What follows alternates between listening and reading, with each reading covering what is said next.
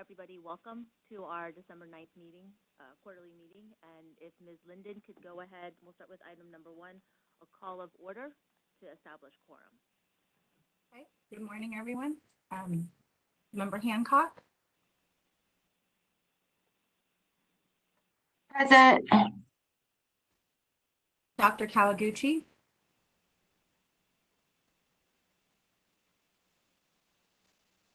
Dr. Kawaguchi is absent. Member Linden here. Member Moridomi. Here, Chair, President Wong, if you can get closer to your microphone when President Wong speaks, because it's kind of hard for me here on my end. But I'm here. Okay. Dr. Pruitt. Dr. Ross. Here. Member Sims. Here. Member Yu. Here. Dr. Garcia.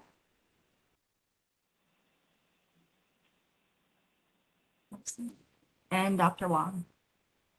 Here. Mark, can you hear me better now?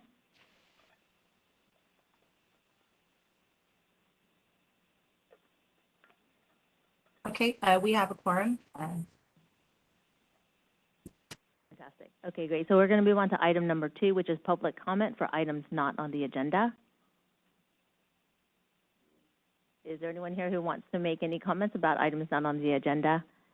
And then I believe we need to have, Madam Moderator, if you could open up and see if anyone has any comments.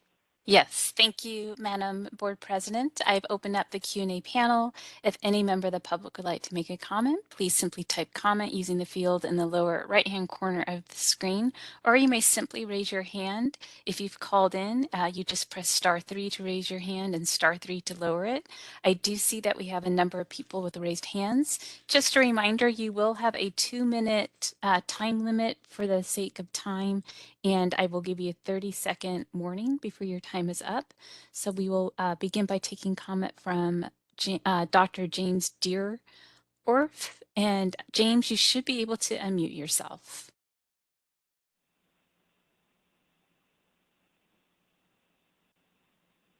All right, we'll try that one more time. So James Deerdorf, you should be able to unmute yourself. If you see a prompt to unmute yourself, go ahead and do that.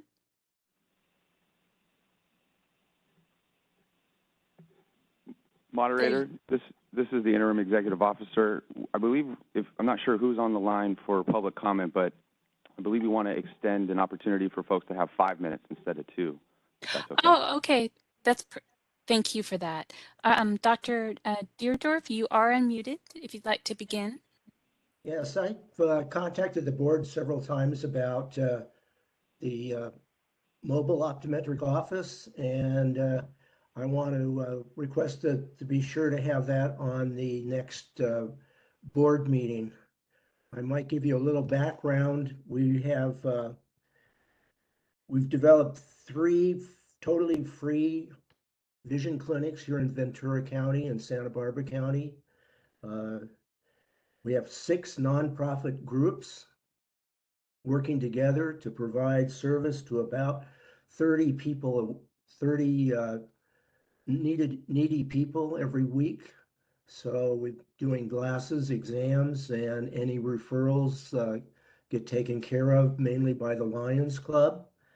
And we now have a little bit over $100,000 raised for building a mobile clinic. So we're hoping to get started on that. Our nonprofit group we're working with on the actual mobile clinic is the Salvation Army. So the 6 groups we have working together are the Rotary Clubs, the Lions Clubs, the Salvation Army, C International out of Santa Barbara, Essilor Vision Foundation, and the Westminster Free Clinic. So we've been providing free exams and glasses for 4 years now, and we're hoping to go mobile. So we'd like to see the board put the mobile eye clinic on the agenda for the next board meeting. Thank you. All right, our next request for comment is from James Morris. And James, you should be able to unmute yourself.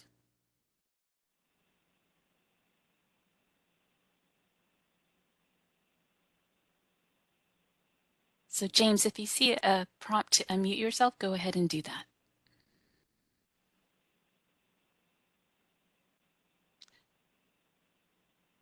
Okay, so James is saying that he cannot unmute himself. I'll try one more time, see if it works. There you go, you're unmuted. Can you hear me? Yes. Okay.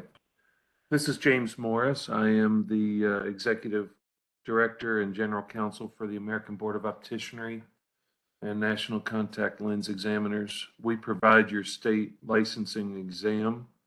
I am just here to let you know I'm here. I used to fly in when we did these in person. I've been on a few and have not commented, but we try to come to as many as we can, answer any questions that you may have if you have any, and just monitor in case there are issues, and also to report any disciplinary actions that involve individuals from your state. I'm not aware of any currently with regard to your state, but I simply wanted to let you know that we are here to assist in any way that we can to assist the Board of Optometry, to represent the opticians, and to work together with the Optometric Society to assure the best care of patients in your state. Thank you. All right, and our next request for comment is from Ruby Garcia. Ruby, you should be able to unmute yourself. And Ruby, you're unmuted. Okay, can you hear me? Yes. Beautiful. I am Ruby Garcia, and I'm with the California State Society for Opticians. Just excited to let the board know that we have up to 8 optician programs. 6 of them are new that finally have launched this year for opticians. And the primary reason is to give them some sort of educational base so that they can learn to be opticians. We're also helping them find jobs. And in the future meetings, I would love to come and give you more updates. We're pretty much all through the state. We do have a statewide apprenticeship program, and just excited to be connected with the board.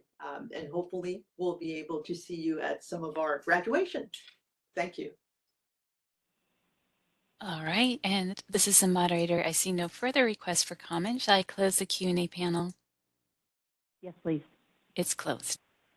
Okay, well, thank you.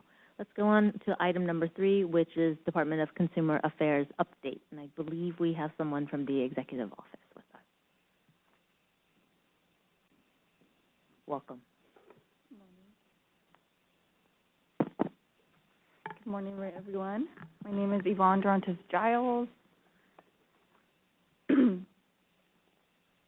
So I'm here to provide the update on our Department of Consumer Affairs, and so thank you for allowing me to be here today. Update on our new DCA staff. We are very excited to announce that the governor recently appointed leaders to DCA's Board and Bureau Relations team. Melissa Gear is now serving as DCA's new Deputy Director of Board and Bureau Relations, and she joined the department on October 3rd. On October 14th, Yvonne Durantes Giles, me, is now serving as the new Assistant Deputy Director of Board and Bureau Relations. Previously served as a Senior Emergency Services Coordinator at the California Governor's Office of Emergency Services and as a Policy Analyst since 2019. Was an Executive Fellow at CalES from 2018 to 2019. We are very excited to have the new BBR team in place and to serve and assist our boards and bureaus. We're also pleased to announce the appointment of Kathleen Nichols as Chief of the Division of Investigation. She was sworn in on December 5th. Ms. Nichols has extensive law enforcement experience with over 26 years of investigating and supervisory experience. Her experience will assist in bringing consistency between the units within the division. The department will begin the process to fill the Deputy Chief position in the Health Quality Investigation Unit as soon as possible. Please help us and welcome Ms. Nichols in her new role. Update on the DCA Diversity, Equity, and Inclusion Steering Committee. Director Kimberly Kirkmeyer established the department's first Diversity, Equity, and Inclusion Steering Committee, DEI, to guide the department in its equity strategy, initiatives, and action plans. The DEI committee held its first official kickoff meeting on November 9th of 2022 and will convene its second meeting in January of 2023. The committee will focus on 3 core areas, which are workforce, to recruit and retain diverse talent, workplace, to actively educate leadership and staff to increase awareness and create an inclusive culture, and marketplace, to serve consumers, applicants, and licensees with sensitivity to their diverse backgrounds and perspectives. Update on strategic planning. In accordance with Governor Gavin Newsom's executive order, strategic plans in effect July 2023 and beyond must be developed or updated to more effectively advance equity and drive outcomes that increase opportunity for all. And so in response, DCA is revising its strategic planning process to incorporate more inclusive public engagement, data analysis, and embedding diversity, equity, and inclusion into the strategic planning process. Over the coming months, the DEI committee will inform the strategic planning process. And by March of 2023, DCA will begin implementing the revised processes and working with the boards in updating existing strategic plans and developing new strategic plans. Update on the new strategic plan and logo. On November 2nd of 2022, DCA released its 2022 to 2027 strategic plan. Additionally, with unveiling the new strategic plan, the department also released a new logo. This new plan and logo represent the next chapter and future of the department. Director Kirkmeyer stated that consumer protection continues to guide our mission and priorities. Our department holds itself to a high standard in providing outstanding support services, oversight, and innovative solutions to those who regulate California professionals and vocations, so that through this partnership, all Californians are informed, empowered, and protected. The department's strong commitment to diversity, equity, and inclusion, as well as our shared dedication to each and every consumer, is built into the framework of the plan. The new logo is very representative of DCA. The shield represents the department's strong and long-standing protection mandate. The state represents all 40 million Californians DCA has pledged and are honored to serve. The star represents consumer protection as DCA's true guiding principle, the department's own North Star. The Office of Public Affairs will be providing more information in the upcoming weeks on implementation of the new logo. Update on Our Promise campaign. DCA is excited to take part in the annual Our Promise California State Employees Giving at Work campaign and celebrate 65 years of caring for Californians. Board members should have received an email from DCA Our Promise co-chairs, Chief Deputy Director Christine Lally and Melissa Gear, with information on how to give. The campaign allows Californians to donate to a nonprofit or nonprofits of their choice through December. With your assistance, DCA hopes to continue its tradition of generosity and caring for our communities through the year's campaign. Please assist us in encouraging all members and staff to donate. Please contact Melissa Gear if you have any questions, or you can assist. Board member travel. As travel resumes again, it is important to remember that all state travel arrangements must be made through DCA's approved travel agency, Cal Travel Store, or Concur. All board members and staff must use the most economical fares possible when traveling by air on official state business. That typically will be Southwest Wanna Get Away option. However, there may be additional charges if changes are made to the flight. Flight changes to the date and time for personal convenience are not approved or justified for any reason. and the traveler will be responsible for any associated charges. If you have any questions, please contact our Board and Bureau Relations team. Reminder on required board member trainings. As 2022 comes to a close, it's a perfect time to make sure that you have completed all of your required board member trainings and submitted your certificates of completion to your executive officer at DCA or to memberrelations@dca.gov.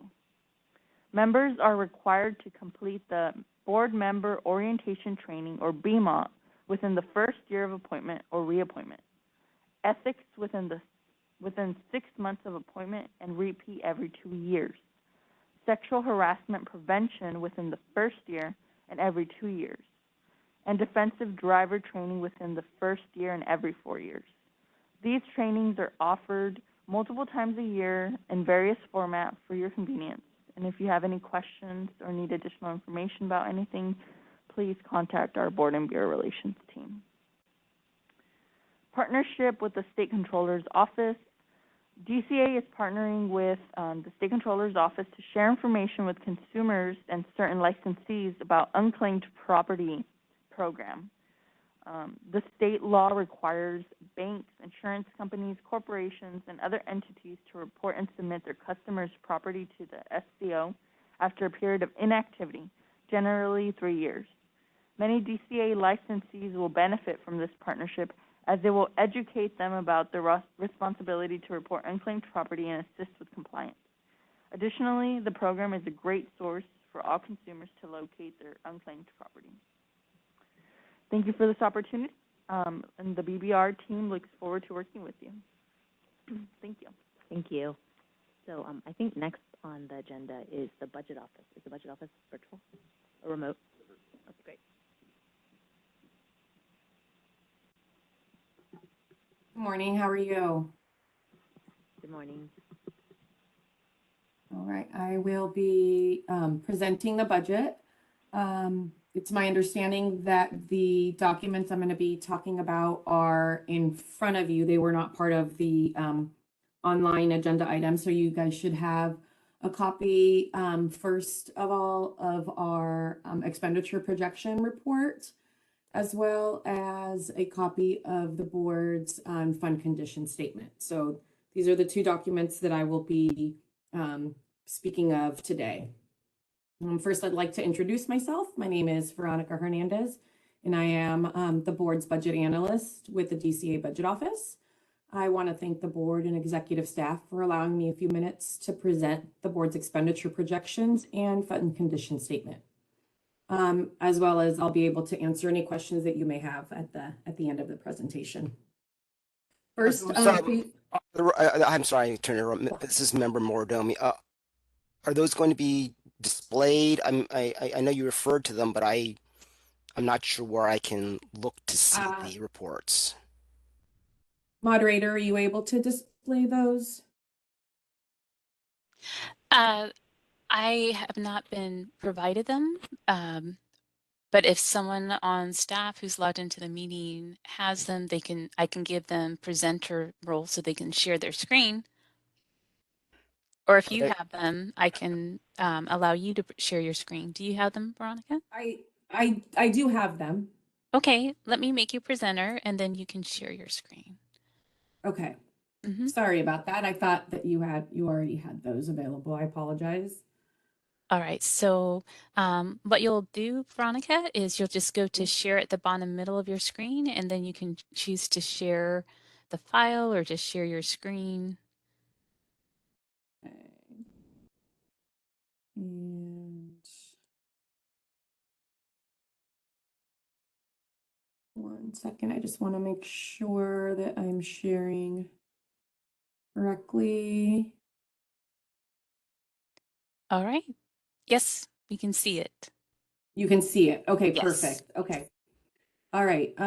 So bear with me as I now then will be, I'll leave this on the screen.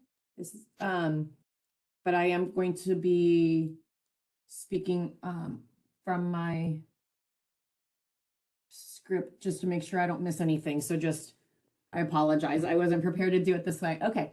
I'm going to go ahead and say, so now we're going to be referring to the expenditure document that's in front of you. It provides a lot of information on the board's budget, both expenditure and revenue, as well as the fund condition we'll talk about in a minute that is projected fund balance into future years.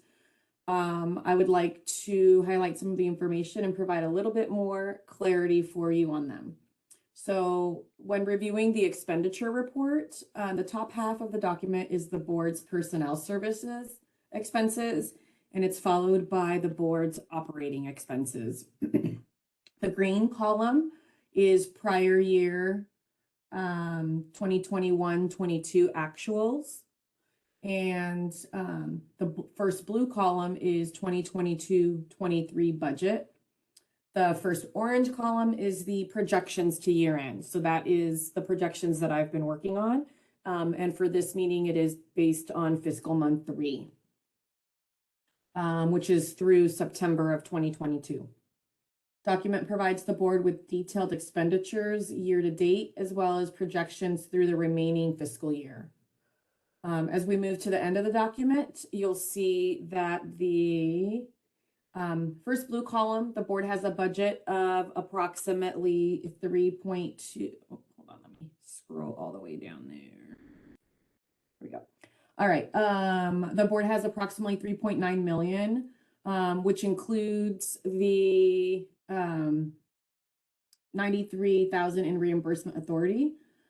Year to date, the board has expended approximately 848,000 and is projected to spend approximately 3.2 million, leaving a reserve balance of approximately 679,000 or about 17.58%. The next document that we will be going over is the fund condition statement. As a reminder, we read this document from top to bottom and then left to right. I'll go into a little further detail on the document just for some clarity. The left column is the board's prior year actuals, which is 2021-22. The adjusted begin balance was close to 2.1 million. Collected approximately 2.5 million in revenue. Scroll just a little bit. And expended about 2.4 million, which includes 176,000 in direct draws from the fund to support statewide expenses such as supplemental pension payments and statewide pro rata. The board ended 2021-22 with a little over 2 million in reserve balance, or 7.2 months in reserve. This balance moves to the top of the next column of the fund condition and becomes the beginning balance for your next fiscal year. Months in reserve is the amount of time the board can continue normal operations without any incoming revenues. For 2022-23, current year is based on fiscal month 3 data, like I said. I'm projecting the board to receive an estimate of 2.5 million in revenue. The board's expenditure for this fiscal year as of fiscal month 3 are projected to be approximately 3.1 million with an additional 195,000 in direct draws to the fund for a total projected expenditure of almost 3.4 million. As with revenue, expenditure projections may change with actual returns for expense in the remaining fiscal months. The board is projected to end the current year with 2.3 million or 6.8 months in reserve. For budget year and ongoing, revenue is projected to remain stable, estimating approximately 2.9 million in revenue. The board's fund does show a decline with an estimate fund balance of 3.2 in reserve by the end of 2023-24.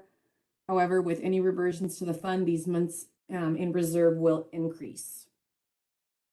Budget Office will continue to monitor the board's revenue and expenditures and report back to the board with monthly expenditure projections as future fiscal months close. A few things to note on the board's fund condition. The fund condition is a snapshot in time, and thus only a reflection of data in which it was created. One of the main factors driving expenditure increases in future years is a result of personal service adjustments. These include general salary increases, as well as employee compensation and retirement rate adjustments. The budget office includes an ongoing 3% increase to expenditures on the fund condition statement to account for ongoing incremental adjustments. The fund condition does not include increased enforcement expenditures, which could create additional cost pressures to the board in the out years. As previously noted, funds will traditionally show a decrease in months in reserve due to the conservative projection method displayed. Expenditures are projected with an ongoing 3% increase, but revenue remains stagnant. And lastly, we would like to note the board that any future legislation or unanticipated events could result in the board's need for additional resources, which would increase pressure on the fund. The budget office will again monitor the board's fund condition statement and keep that line of communication open with the executive staff for any future needs. I would like to thank the board members and executive staff for inviting me today, and I'll be happy to answer any questions that you guys may have.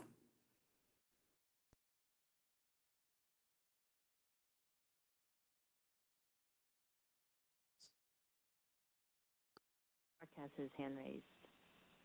So, Ms. Hernandez, you talked about reversions. I had a hard time seeing that on this. And what does a reversion mean? So the reversion is in the expenditure report. The orange column that I talked about is the projection to year end, the expenses. The board is budgeted. Here's the board's budget. So it's the 3.9 million. The projected expenses for the fiscal year is 3.2.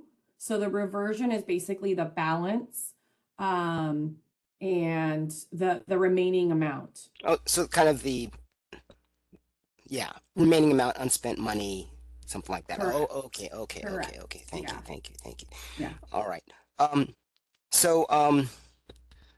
Thank you very much. I think you've been with our board almost a year now, and I've found your work to be professional and expert and competent. I don't remember your predecessor's name, but he was similarly professional and expert. And I assume everything you present to us is reviewed by your supervisors before their presentation. It is, yeah, and she's actually on the phone as well. Just she's usually always on the board meetings with us. But yes, and our manager is Karen. She's on the call as well. And my experience has been that your office has been expert and competent and professional in your reports to us. And I reviewed last meeting's report and the need for us to kind of get on our horse to avoid any insolvency. And I understand that your office is committed to helping us and doing your darndest to address that problem. And is that right? And yes, and I very much appreciate your office's assistance to that and your office's commitment. As I was looking over reviewing the videotape of the last month's meeting, I was a little surprised at the reading of the Riot Act to the board about fiduciary duties. I think one thing that I didn't hear is in exercise of a board's fiduciary duties, the board is entitled to rely upon, in good faith, rely upon reports presented to the board by employees and other parties that the directors reasonably believe are within the party's professional or expert competence. So we have, in carrying out our fiduciary duties, we can rely in good faith upon the reports that your office gives and our own staff gives. So that was not mentioned in last meeting's presentation. I've been on the board for almost 7 years, and every meeting, either I or another board member will say to our staff and budget staff, is there anything on the horizon that we should watch out for and prepare for so that we can avoid a financial shipwreck? And every time I've gotten the message, no, you're doing fine, your fund condition is great, et cetera, et cetera. And then last meeting, which I did not attend, it's, oh, there's a catastrophe happening and you guys are too late to act. You've been, you haven't acted fast enough. And that was extremely surprising to me. I mean, I've looked over the minutes of the March meeting and the May meeting, and never did I hear from either our own staff or the budget office of, you have to act now, that we got in the August meeting. And so because we did not, in good faith reliance upon our staff and the budget office, upon your professional and expert competence, we lost almost a year of time to act in response to the possible pending financial crisis. So I don't want anyone to think that this board has not been diligent in monitoring its fiscal situation. In fact, in my 7 years, the board has been very active and concerned, and so and has relied upon in good faith the professional and expert competence of your office and our board staff. So I hope we can continue to rely on your expertise and competence, but and encourage your office to say if they see a problem, to alert us immediately, because we did not hear that months and months ago when I think there was some inkling that this insolvency was a problem. I did not hear it in the March meeting. I did not hear it in the May meeting. So I will close with that. All right, and yeah, I apologize for that. Like I said, I do have my manager, Karen Munoz, on the line, and so I'm gonna turn it over to her to see if she's got anything that she'd like to add for you, just for some additional information and, just for some confidence on that. Hi, my name's Karen Munoz. Thank you for allowing me to speak a little bit on our the budget office. I first want to say thank you so much for the kind words that you have for the budget office. We definitely strive to provide the best service that we can to all of our boards and bureaus. And me personally, have been working with Optometry, the board, since for the last 3 or 4 years directly. And I know that there has been some internal communications within the staff within the office regarding some possibilities. However, there has been a lot of reversion back to the board each fiscal year. And also just to state that even though we're not concerned of an immediate, because I don't see like you're too late. I just want to make you guys aware that you're not too late for any kind of a correction to the fund or changing of a fee structure. The board does have room and regs to increase fees at this time. So it's not like we have to search for a fee bill immediately. But there are options that the board does have. We are monitoring your board's budget every month when fiscal reports come available to us. We are in communication with the executive staff monthly. We are meeting with them, sharing our projections with them to identify any savings that we can have. And as you can see, there's been a lot of salary savings in the last couple of years. But also just to note that there are some things that no one can actually predict. We can't predict any emergencies, any legislative fee bills, which is why we identified that at the end of our script that we don't see any legislative changes until it actually happens, and that can happen within a 6 months time from when it's signed. So we are monitoring that, and when those things come through, we do have an option of increasing at that time. But we are prioritizing the boards monthly to make sure that we are monitoring any irregular or unanticipated costs. But at this time, I don't think you're too late. You guys have time to make some changes if need be in the future. But with Greg on board, we are going to make sure that we find those savings within your appropriation this fiscal year and next fiscal year, and looking at options of what we can do for your fund in the future.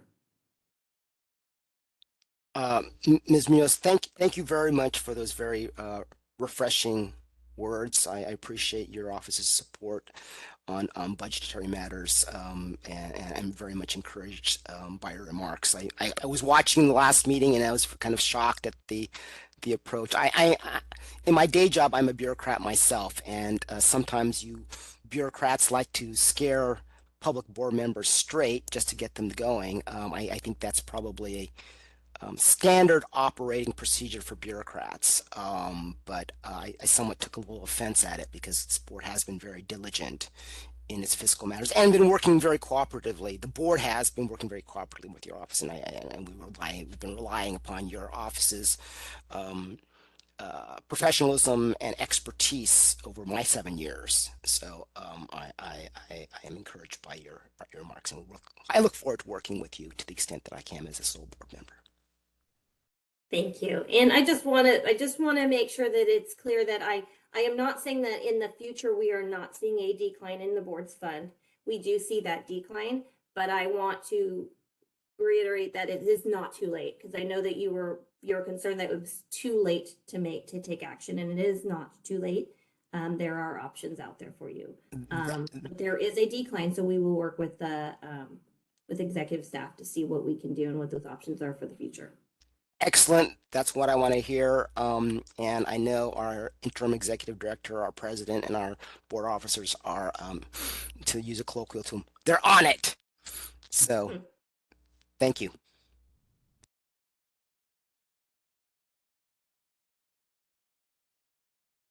Any other comments from anyone on the board? This is Member Linden. I just kind of want to echo what Member Morodomi had just discussed. I think at our last board meeting, we really were kind of shocked with the level of urgency we were to believe, in terms of how quickly we needed to address this urgent seeming problem. Based on what you shared with us today, it seems that the problem isn't as urgent. As you just said, there is time to take action. I'm curious if you could perhaps expand on what kind of timeline you see for that, because I understand if we still have time to make changes, but what kind of timeline are we looking at? Are we, should we be looking at increasing fees to statutory caps now? Is that something that can be pushed off a little bit? So if you could just expand on the type of timeline we see now. Thank you. Of course. So a regulation can take up to 18 months to 2 years to get in place.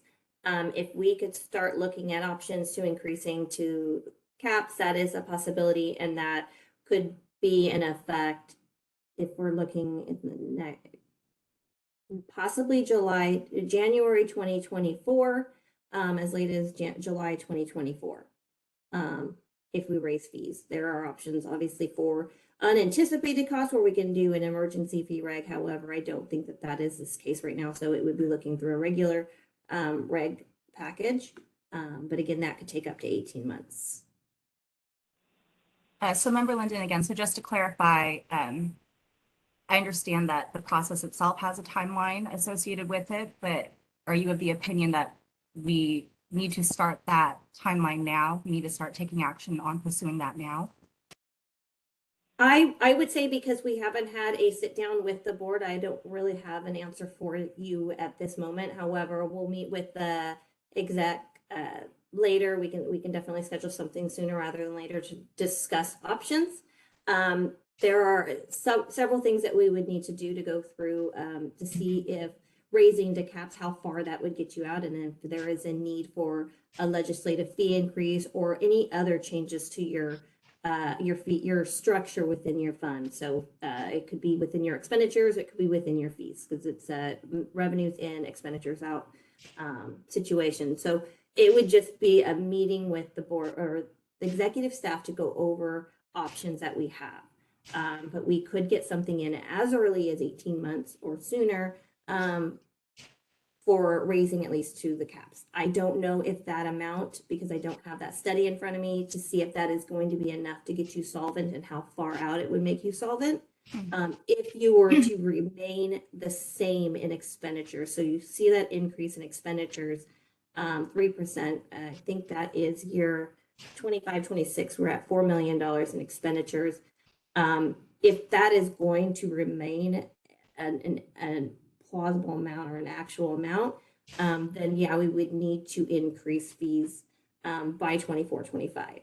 We have that option at this time to get you in regulations to have something effective 24, 25, but I can't tell you if that would be enough and how far that would put you out at solvency without having to do an actual fee study that we do. Okay, thank you. This is Donald. Thank you for that. What are our current fees, and what's the maximum amount to which we can raise it to? I don't have that information available at this moment. I can look that up unless someone on the board has that information.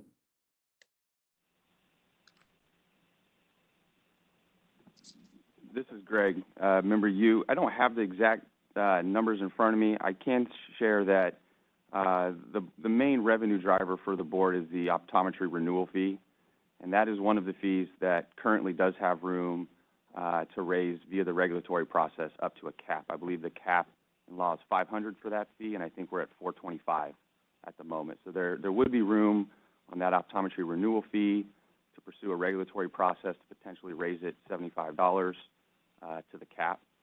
That would be one of the current options in terms of what has room in terms of fees that are not at cap yet.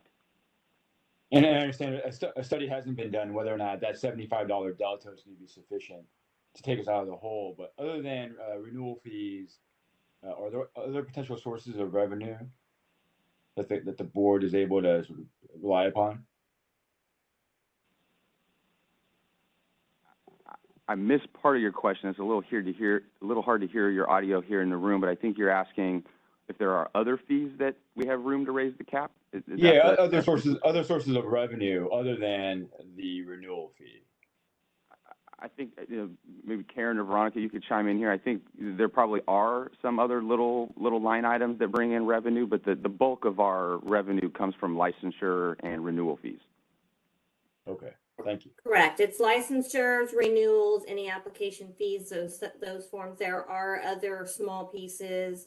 If you have certification, delinquent fees, those are, but as Greg has said, the bulk of it would be within your licensing and renewals, and then the little small categories in between.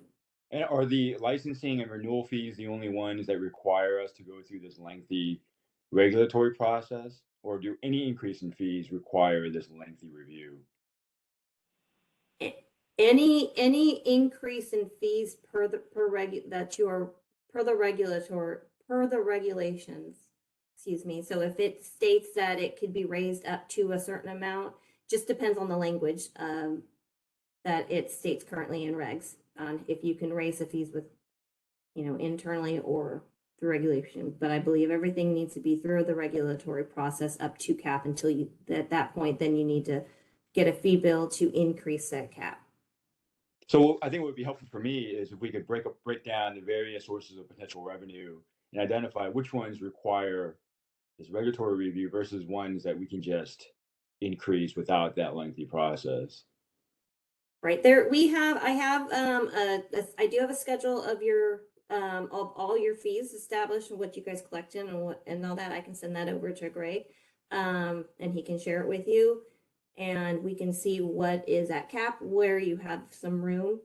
But that is definitely something that we do in the beginning stages and when we're looking at increasing, fees, where are those areas that we could do, where Okay. we can find some increase to. Okay. Thank you, Karen. Certainly, member you, we can get that information and have it ready to talk about at our next meeting. That sounds great. Thanks, Greg.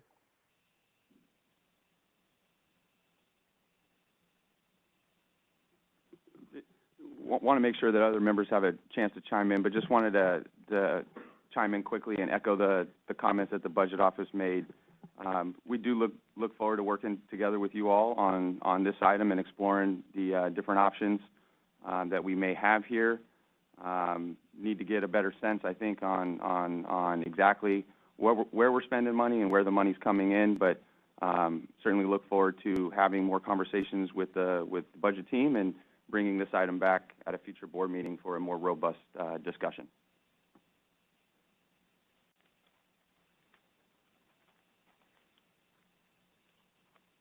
Do any other members have any comments?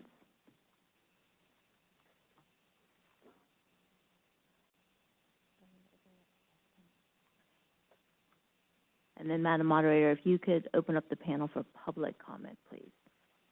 Thank you. And while I do that, can you just check to make sure there aren't any requests for public comment in the hearing room where you are?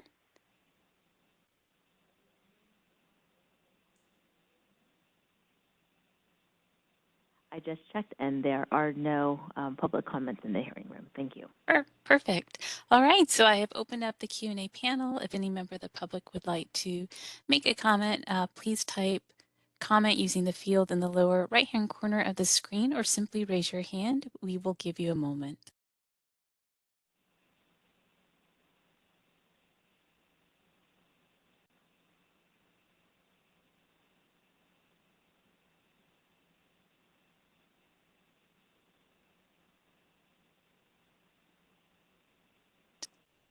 All right, I am not seeing any requests for comment. Shall I close the Q&A panel? Yes, please.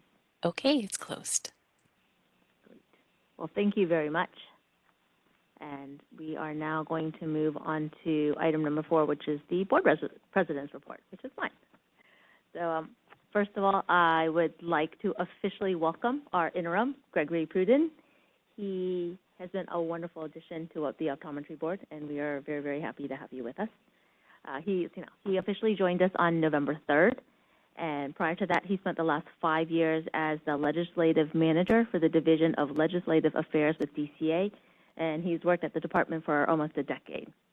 He is married to his beautiful wife, Kelsey, and I just saw pictures of his 2 adorable daughters, Estelle, who is 7, and Quinn, who is 5.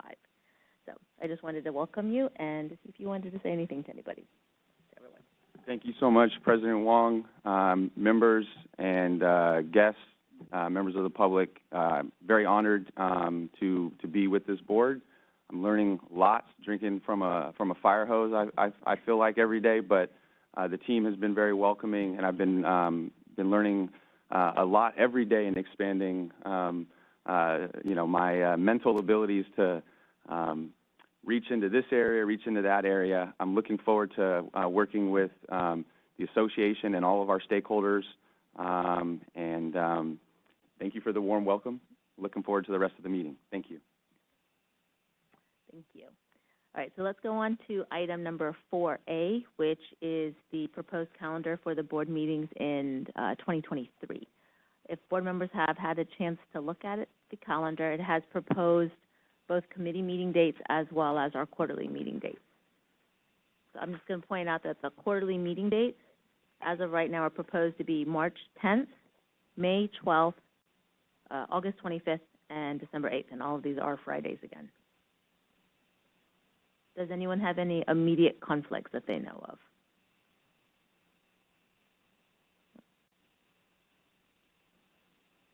I have to scroll through my screen.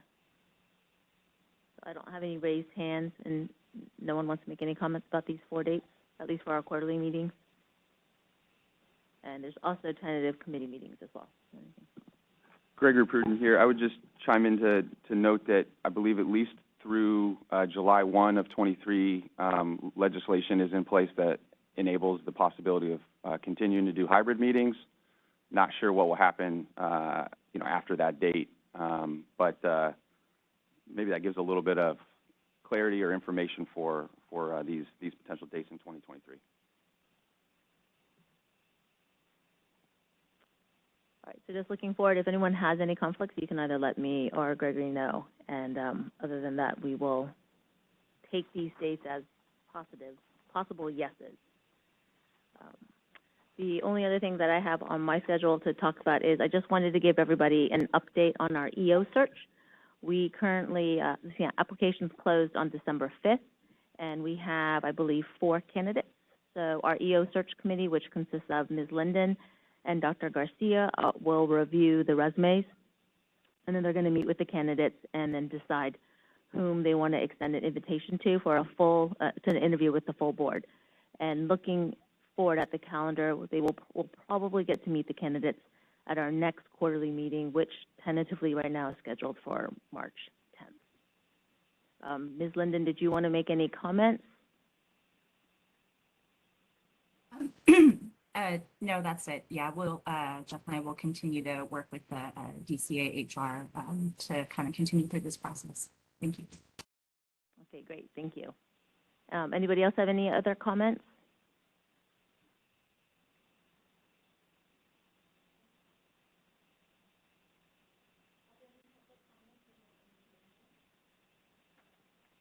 Madam Moderator, there are no public comments in the hearing room. If you could open up the panel for public comment. Thank you, Madam Board President. I've opened up the Q&A panel. If any member of the public would like to comment, please type comment using the field in the lower right-hand corner of the screen, or you may simply raise your hand. We will give you a moment.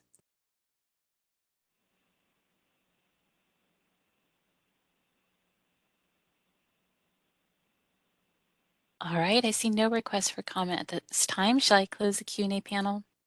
Yes, please. Okay, it's closed. Thank you. So let's go ahead and go on to item number 5, which is discussion and possible approval of August 26, 2022 board meeting minutes. Does anyone have any comments about the meeting minutes from the 26th of August?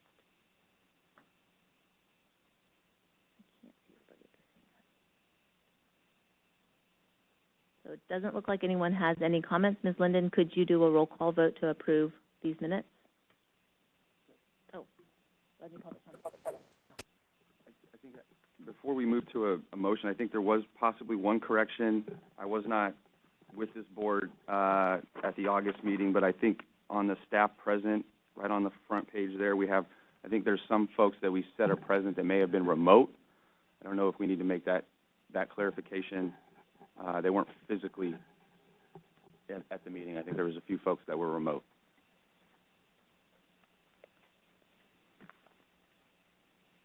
Well, we also had 2 board members that were remote, right? Because I think, was everyone present at that meeting? I thought Kawaguchi and...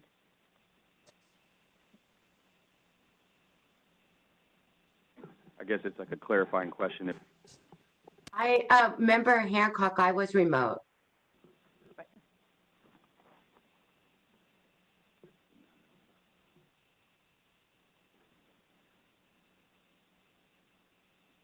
So I guess maybe we'll see if we can have council find out if we need to make a note in the minutes, if we need to note if people were remote or not before we make the motion to pass.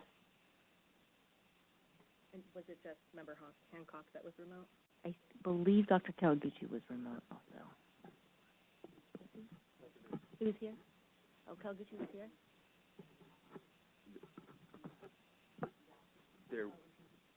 There was a few staff that were also remote, and I believe that was Brad.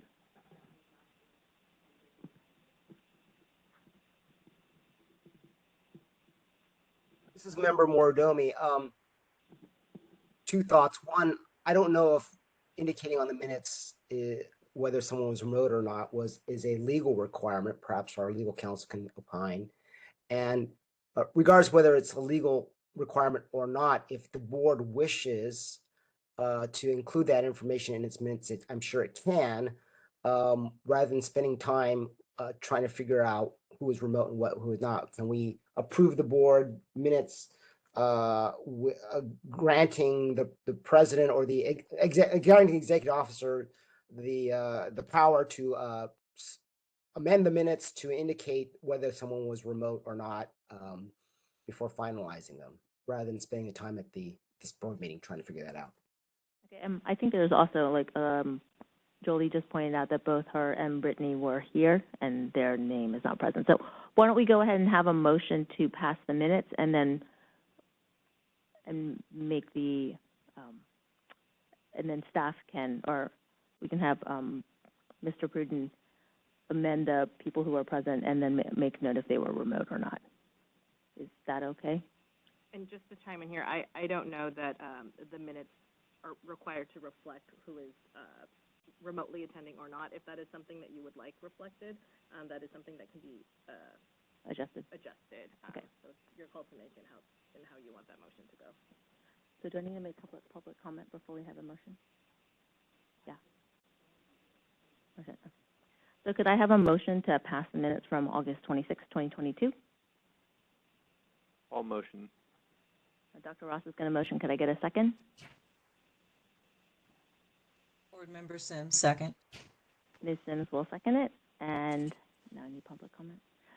Any public comment in the hearing room? There is no public comment in the hearing room. Madam Moderator, if you could open up the panel for public comment, please.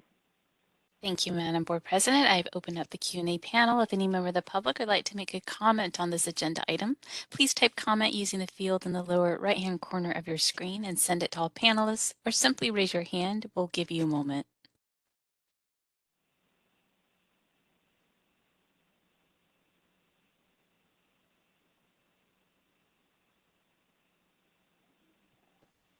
All right, I see no requests for comment. Shall I close the Q&A panel?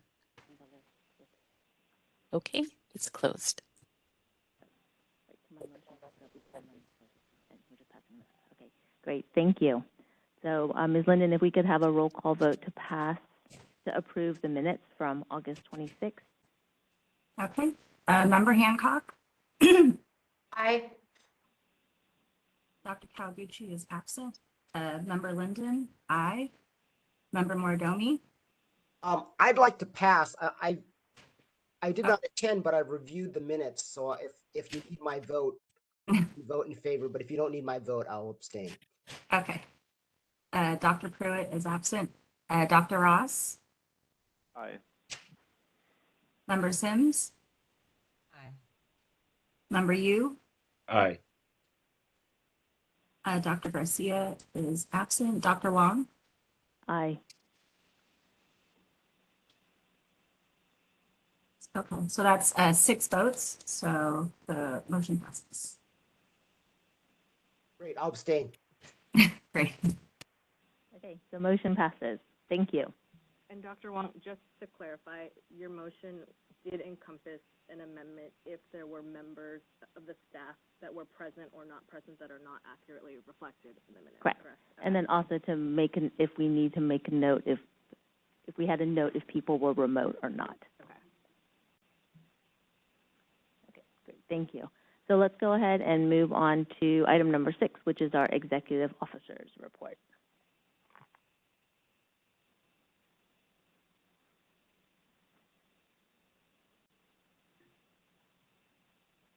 Good morning again, everybody. Gregory Pruden, Interim Executive Officer.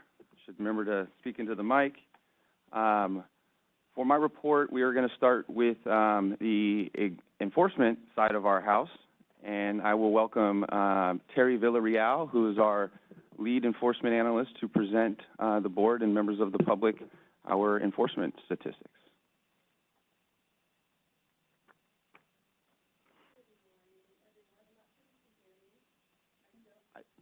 I think you're going to have to. I think you might have to go up to the mic, Terry.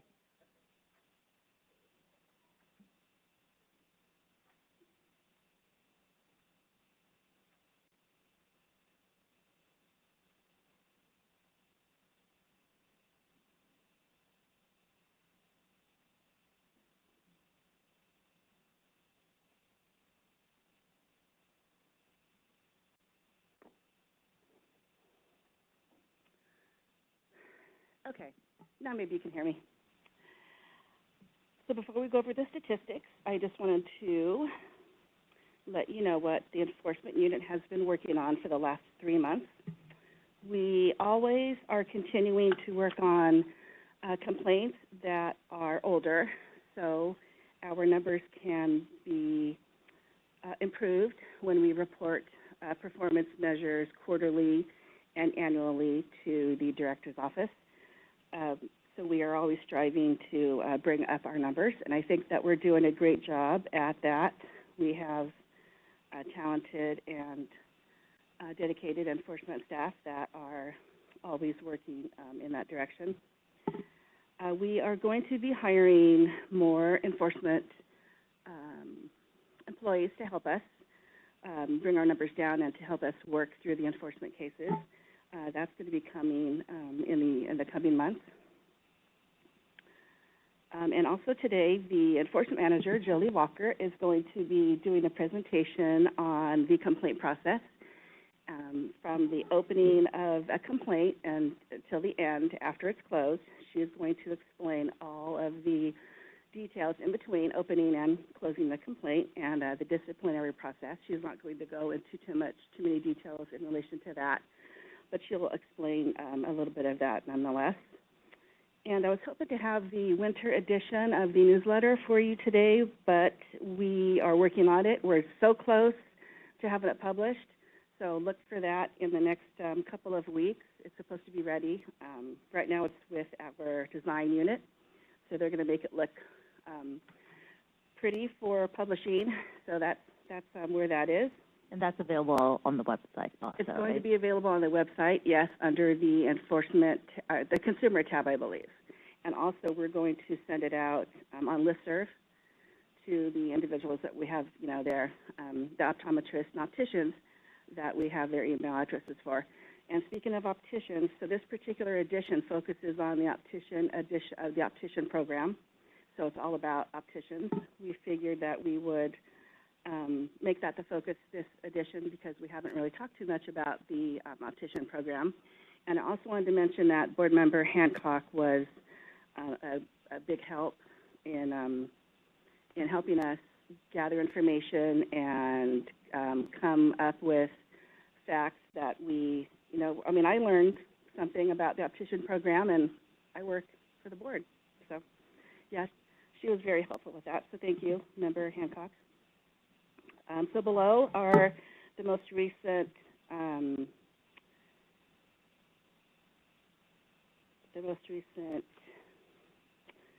not necessarily disciplinary actions, but the word is escaping me, I'm sorry. So you'll see the citations that we issued and also the pending accusations and enforcement actions, I guess is what I'm trying to say. I'm sorry, I saw this in the packet, but which document are you referring to in the packet again? It is the agenda item number 6A, enforcement report.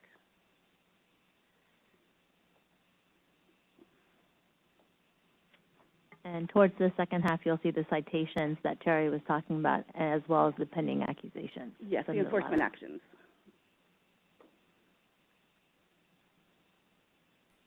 Fantastic, thank you. Sure. Just to let you know, this information is also on our website.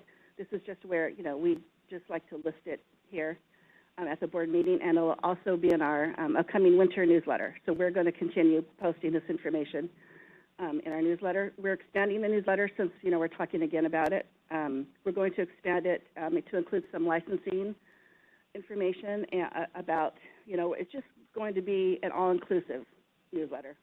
So I think that'll be more informative. So now on to the statistics. I know that there might be some questions.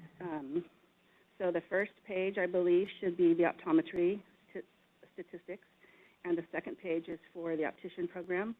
We still like to separate these two programs because just so you can get an idea of the cases that we receive and close and whatnot. So this is the second time that these two reports have been presented at the board meeting. So this is still kind of new for us, reporting these stats this way. And so we're still trying to iron out some of the bugs because I know that it can be a little confusing. There's just a lot of data here, and there's a lot of entries. So don't get overwhelmed. Are there any questions?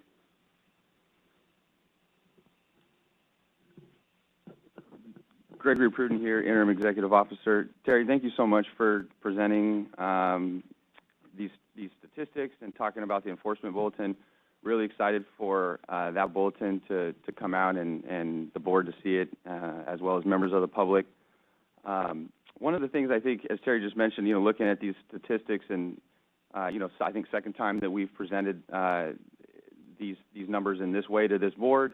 I think there's some areas that we may need to refine a little bit. Happy to get feedback from the board here. One of the things I think that might be kind of jumping out here is looking at that Q1 number, and it appears that it's compared to the year-to-date total from the prior year. We may want to look at making that a comparison of Q1 over Q1 of the prior year. So it doesn't appear that we have a 73% drop in complaints received. That was one thing that I think I noticed, and I'm sure some other members may have noticed as well. But if there's other feedback on these numbers in terms of how we display them, report them, present them, we would certainly welcome that so that we can make sure that you all are getting the information that you need. Looks like Mark has his hand raised.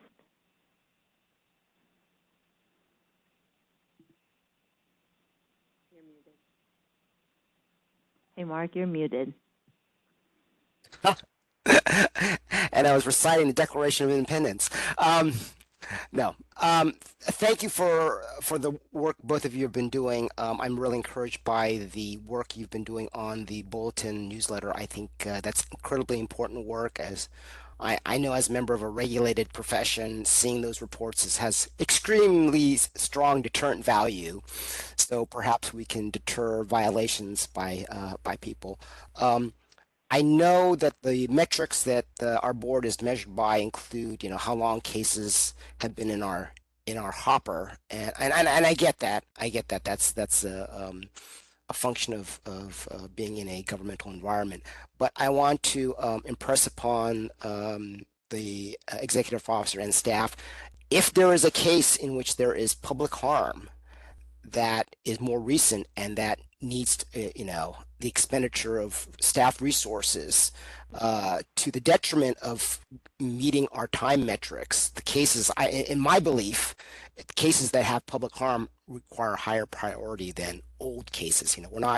We're not a factory where we do things on a conveyor belt. We have discretion and wisdom, etc. So if anyone criticizes us for working on a case that has public harm over a case that's old, I will defend you to the Supreme Court or wherever you are criticized, because that is the mission of this board and the staff, to prevent public harm, and that is our priority. Thanks. We do definitely take that very seriously as well. We do work on those cases first. If they pose public harm, we always put those first. Are there any other comments from anyone on the board?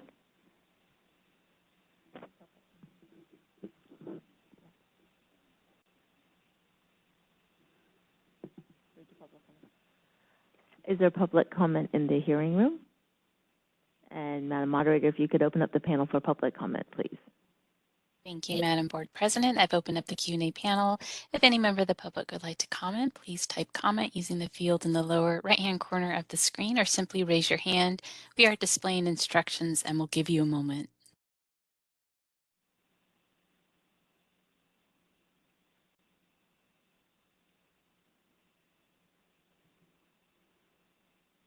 All right, I see no requests for comment. Shall I close the Q&A panel? Yes, please. Okay. I think we're going to move on to Jolie's presentation now. Yep. So I think the next part is the presentation by Jolie.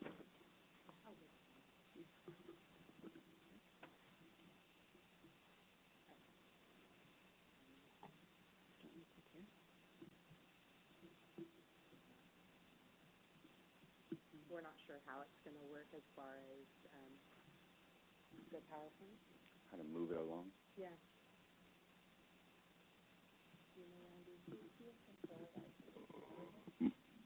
Moderator, are you going to be helping us move this presentation along? We have your co-moderator handling the slides. So if the presenter can simply say next slide, please, then she can move the slides ahead.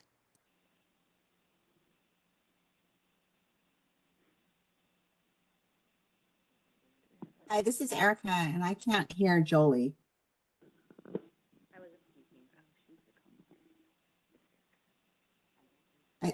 I still can't hear her. I have to move the mic closer to you, Julie. There you go. And make sure it's on. Erica, can you hear me? I can hear you now. Okay. Good morning. I'm Julie Walker. I'm the Enforcement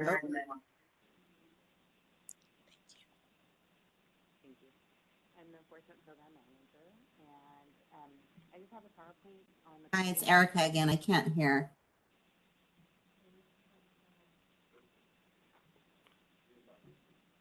Okay. Can you hear me? Yes. Okay, great. Good morning. This PowerPoint is just on our complaint process and how we process our complaints. Next slide. I don't want to have to say that each time. Obviously, under Business and Professions Code, Section 3010.1, protection of the public is our highest priority for the board in exercising our licensing, regulatory, and disciplinary functions. Next slide. Our enforcement staff includes Brad Garding, our analyst that handles our Attorney General cases and applicant cases, Terry Villarreal, our lead analyst, and she's also our probation monitor. Cricket Borges is our analyst that handles CE compliance, and then Pete Cosby is our intake technician. The enforcement staff is responsible for responding to complaints, conducting investigations, and monitoring the discipline that's been imposed. And complaints are primarily received from consumers, patients, family members, or a friend of the patient, licensees, government agencies, law enforcement, or anonymously. We triage the allegations as soon as we receive the complaints, and complaints range from sexual misconduct and professional conduct, fraud, DUIs. We get a range of allegations. We do also get complaints where we don't have jurisdiction. Those include behavior of personnel staff in the optometrist office. We get insurance problems, HMO problems. We don't have jurisdiction over those issues. And so we see also what criteria the allegations meet. So if it's high priority, those would include urgent complaints like sexual misconduct, optometrist or optician impairment, which includes drugs or alcohol, physical or mental impairment. When reviewing the allegations, we do a history review of the licensee to see if there's been any prior history of complaints or if there's similar allegations that match what we've just received. And once we determine that we're going forward with the review, then we ask the designee for authorization to obtain medical records. And we also let the doctor know that a complaint has been opened and that we would like a response of the care and treatment that he or she provided. And that's just us contacting the optometrist. We also, once we obtain all the information, we determine whether the case needs to go to review by a technical expert. So that's usually in a case that obviously involves a medical diagnosis or misdiagnosis, so we would then send it to an expert for review. After we get our report back from the medical expert, we can either close the case if they find that the allegations were not founded, or we can issue a citation and fine for technical violations, or we can refer it for formal investigation if there were negligence or incompetence found. These are just different types of violations and allegations that we investigate. There's a more in-depth list than what we've already gone over. And after the investigation, we can either close the case, issue the cite and fine. If it's an unlicensed activity case or an unlicensed person practicing, we can refer that to our local district attorney's office for criminal action. We can issue a public letter of reprimand. We can refer it for disciplinary action or interim actions if we find that it's something that warrants an emergency action. We can have a PC-23 issued, an ISO, which stands for interim suspension order, or a petition to compel. In the disciplinary process, the first public document that is pursuing formal action is an accusation or a statement of issues gets filed, and the respondent would then file a notice of defense. There are three types of decisions. One is a stipulated settlement, where we settle the case before it goes to full hearing, a proposed decision issued by the administrative law judge, or a default decision if the respondent chooses not to respond. All decisions go to the board for a vote, either at closed session at a board meeting or via email ballot, and the board can choose to adopt, non-adopt, or reject. Possible disciplinary outcomes are revocation or surrender of licensure. Probation and the terms and conditions may include the following. The licensee may have to take continuing educational courses. They may have prohibited practicing or practice restrictions, retaking an exam, or biological fluid testing at subject's expense. Obviously, that's usually for a drug or alcohol issue. There is an appeal process, so we can get an order to vacate. They can petition the board for reconsideration. They have a right to go to the Superior Court with a writ of mandate, or to the Court of Appeals, and eventually to the California Supreme Court.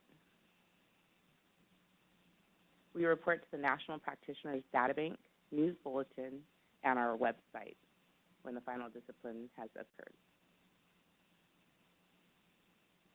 And are there any questions? Are there any questions from board members? Thank you, Julie. It's always helpful to hear exactly how the enforcement process. Oh, I think I just missed Mark. Mark, do you have a hand up? Yes. Oh, I just want to thank Julie for this report. It was really, really interesting and addressed many of the questions that I had about the enforcement process. The one question that I had that I think the presentation answered was what kind of interim or emergency tools that do we have if we see a optician, or more likely an optometrist, that's doing something right now, and whether or not staff is considering, can consider, or will consider doing something quickly, because the accusation and disciplinary process takes quite a while, and the board has often struggled about, well, what do we do about this person? They've been practicing for so long. To go through the process to, even amend a administrative decision will allow the practitioner to keep practicing when it's clearly wrongdoing. So I appreciate that the staff is considering, in your extreme cases, getting an interim order or whatever when necessary. So please keep that on your radar screen in cases of extreme public harm.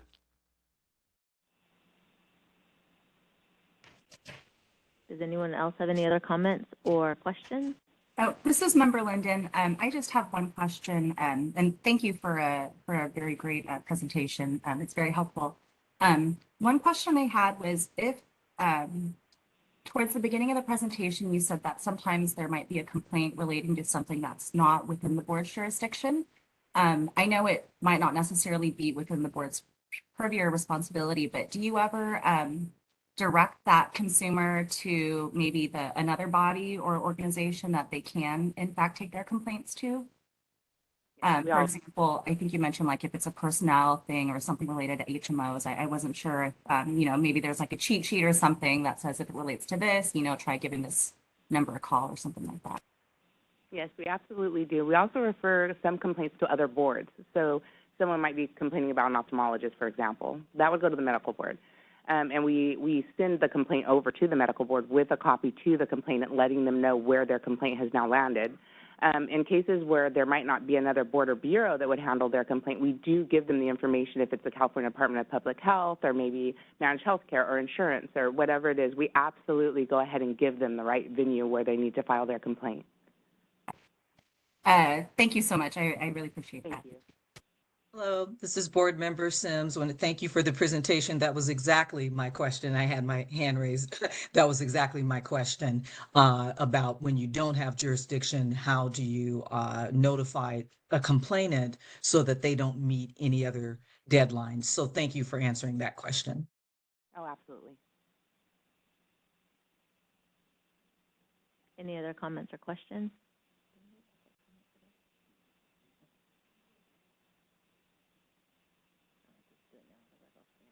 Okay, so it doesn't look like board members have any other comments or questions. I'm now going to ask the hearing room if there's any comment or questions.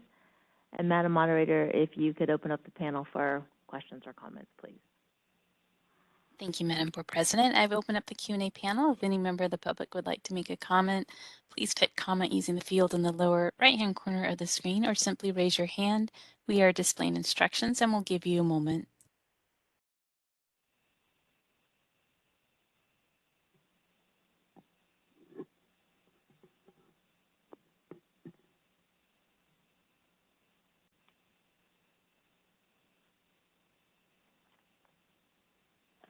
All right, I'm seeing no requests for comment at this time. Shall I close the Q&A panel? Yes, please. Okay, it's closed. Terry and Jolie, thank you so much for your presentation. At this time, we are going to move to our examination and licensing programs. I'm happy to introduce Randy Love, our Assistant Executive Officer, who will speak to us about examination and licensing.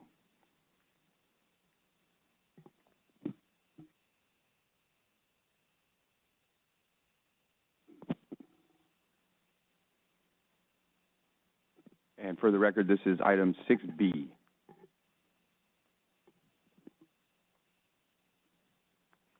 Thank you.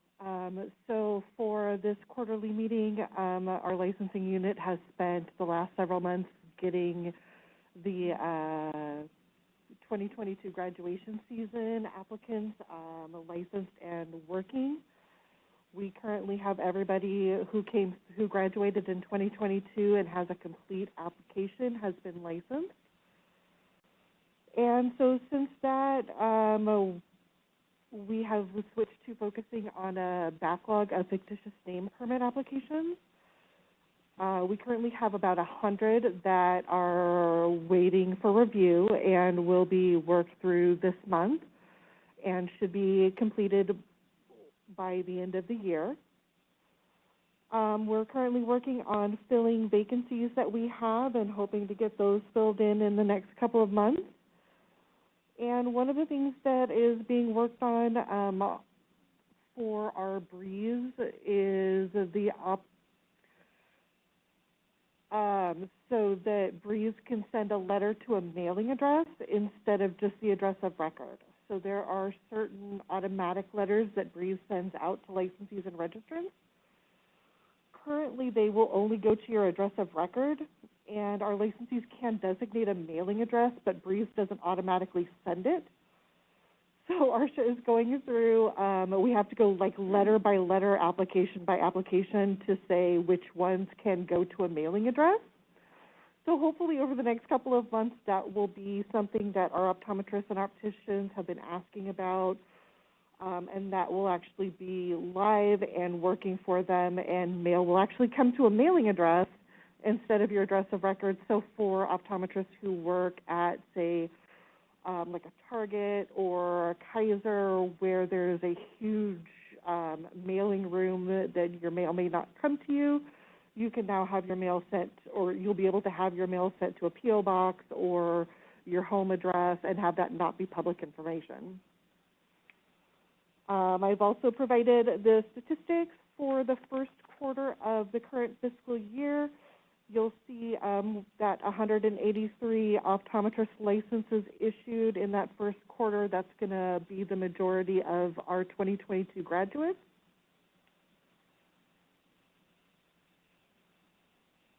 and I'm happy to take any questions if anybody has any.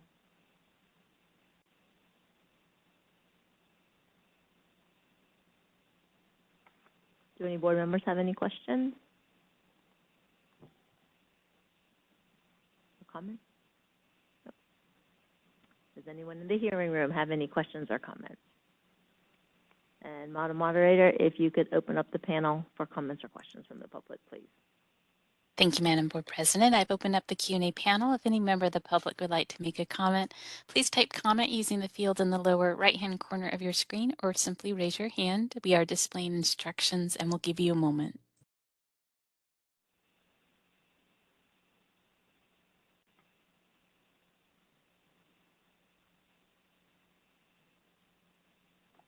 All right, I see no request for comment. Shall I close the Q&A panel? Yes, please. Okay, it's closed. Thank you, Randy. Thank you, Randy. Gregory Pruden, Interim Executive Officer. I am going to give the update for Agenda Item 6C, which is our legislative update. The first day of the 2023-24 regular session of the California Legislature began on December 5th. The first day of session is usually organizational and focused on swearing in of new members. There were at least a few races yet to be decided at that time, and normal legislative action is not anticipated to pick back up until the members return in the new year. In your packet and presented below in the memo are two legislative bills that impacted the board during this most recently concluded legislative session. And those bills are Assembly Bill 2574 by Salas and Assembly Bill 2236 by Lowe. Assembly Bill 2574 restores statutory authorities that were erroneously removed by AB 407 from 2021. It authorizes an optometrist to independently initiate immunizations if they are immunization certified and to diagnose and stabilize patients with acute angle closure glaucoma. The intent of this bill was to clean up and clarify statutory authorities that were accidentally removed. This bill was signed by the governor and will take effect on January 1st of the new year. Assembly Bill 2236 by Lowe, optometry certification to perform advanced procedures. This bill would have created a new certificate type that allows optometrists to perform 3 advanced laser surgical procedures, excision or drainage of non-recurrent lesions of the adnexa, injections for treatment of chalazia, and to administer anesthesia and corneal cross-linking procedures after meeting specified training, passing an exam, and completing education requirements promulgated by the board. The bill also would have required optometrists to report any adverse treatment outcomes to the board and would have required the board to review these reports in a timely manner. This bill was passed by the legislature, sent to the governor's office, and was ultimately vetoed by the governor. As I mentioned, both these bills, AB 2574 and AB 2236, bill texts are in your packet. There are no new bills yet that we have identified impacting the Board of Optometry, but we would look forward to a future discussion in the new year as bills are introduced, and we would be happy to bring those bills to the board's attention for your policy direction. Happy to take any questions on this item. This is Member Hugh. Do we know why the governor vetoed 2236? Do we know why the governor vetoed 2236? The governor, when you veto a bill, he or she does issue a veto message. I don't know if we've included the veto message here in your packet. I would not want to try to quote from memory that veto message for you, but I'd be happy to follow up and send it to you and the board. Great, thank you. Mark, you had your hand raised also? Same question. Does anyone else have any other questions or comments? Are there any questions or comments from the hearing room? And Madam Moderator, if you could open up the panel for questions or comments, please. Thank you, Madam Board President. I've opened up the Q&A panel. If any member of the public would like to comment, please type comment using the field in the lower right-hand corner of your screen and submit it to all panelists, or you may simply raise your hand. We'll give you a moment.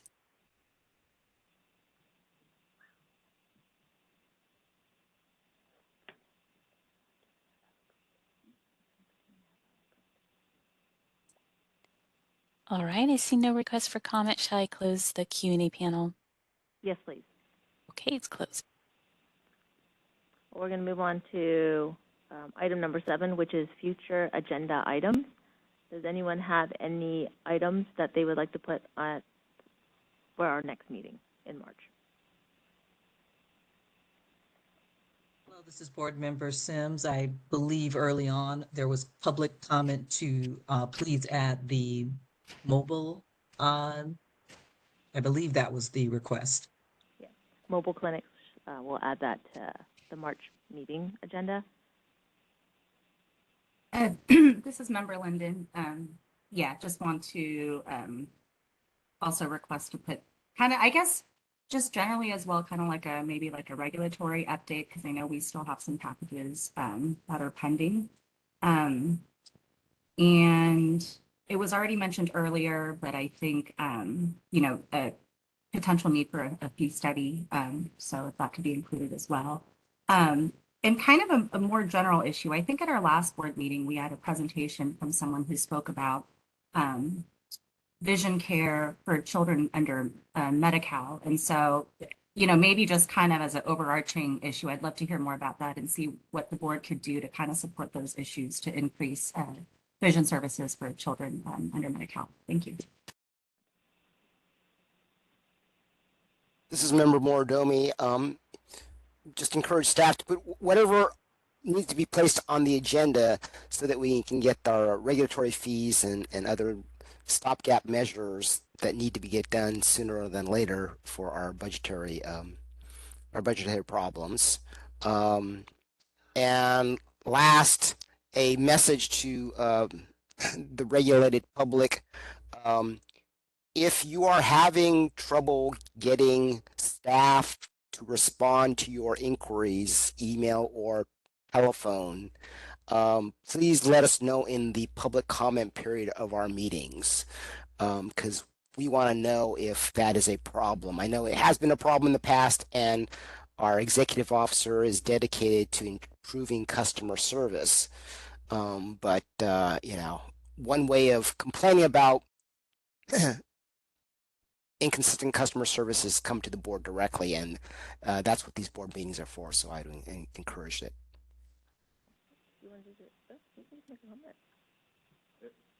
If I could just chime in on what Member Moridami just said, certainly it is part of what we do here, as performing a customer service, not to just applicants, licensees, but consumers.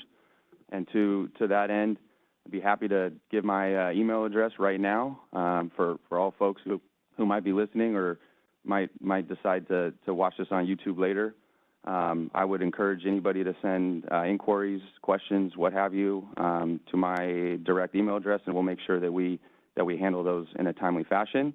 And that email address is Gregory, Gregory, .Pruden, Pruden, @dca.ca.gov. I look forward to hearing from folks.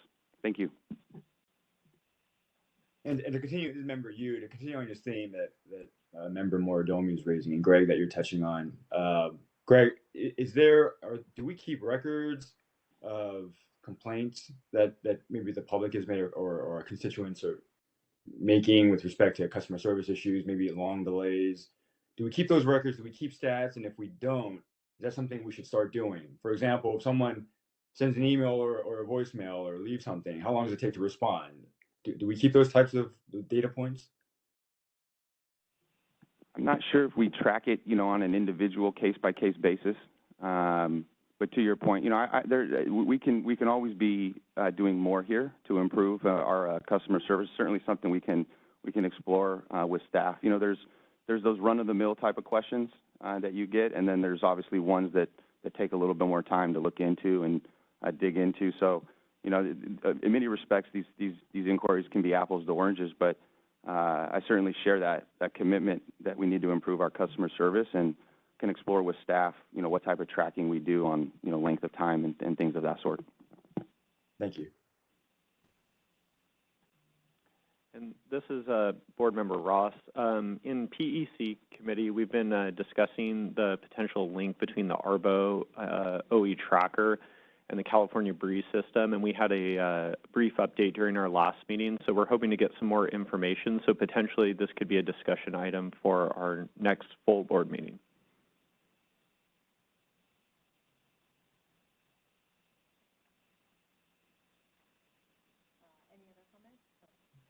Any other comments or items that people want to put on the agenda for our March meeting? And then public comment. Are there any comments or from the hearing room? No.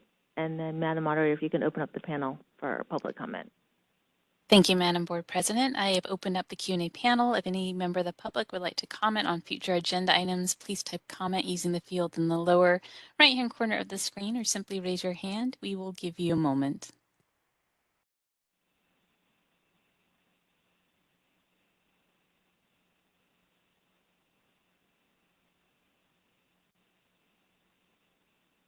All right, this is the moderator. I see no requests for comment. Shall I close the Q&A panel? Yes, please. Okay. Okay, so I think at this point we have finished quite early. We have, we're going to break for a really long lunch period. We have a 2 o'clock public petition hearing, and then we'll have closed session after that. And I think we'll just end after the closed session.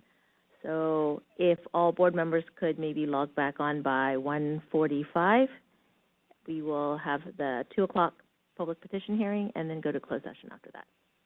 Thank you. Lillian, before we close, Executive Officer Pruden, where would I look to see the written materials for the petition?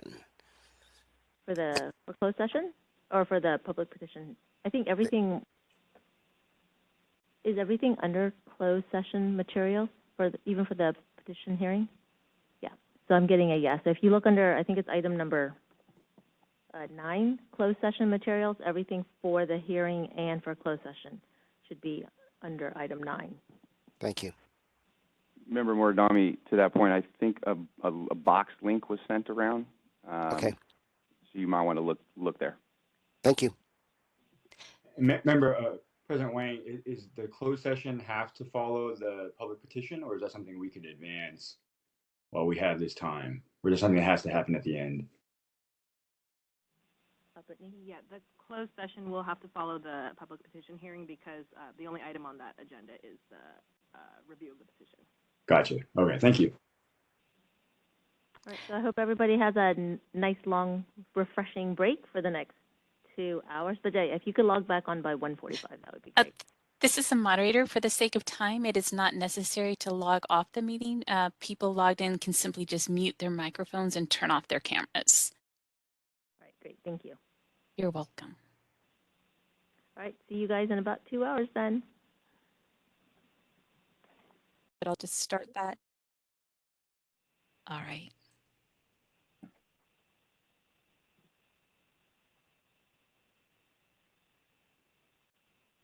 All right, I'm just looking through the participant list here, and I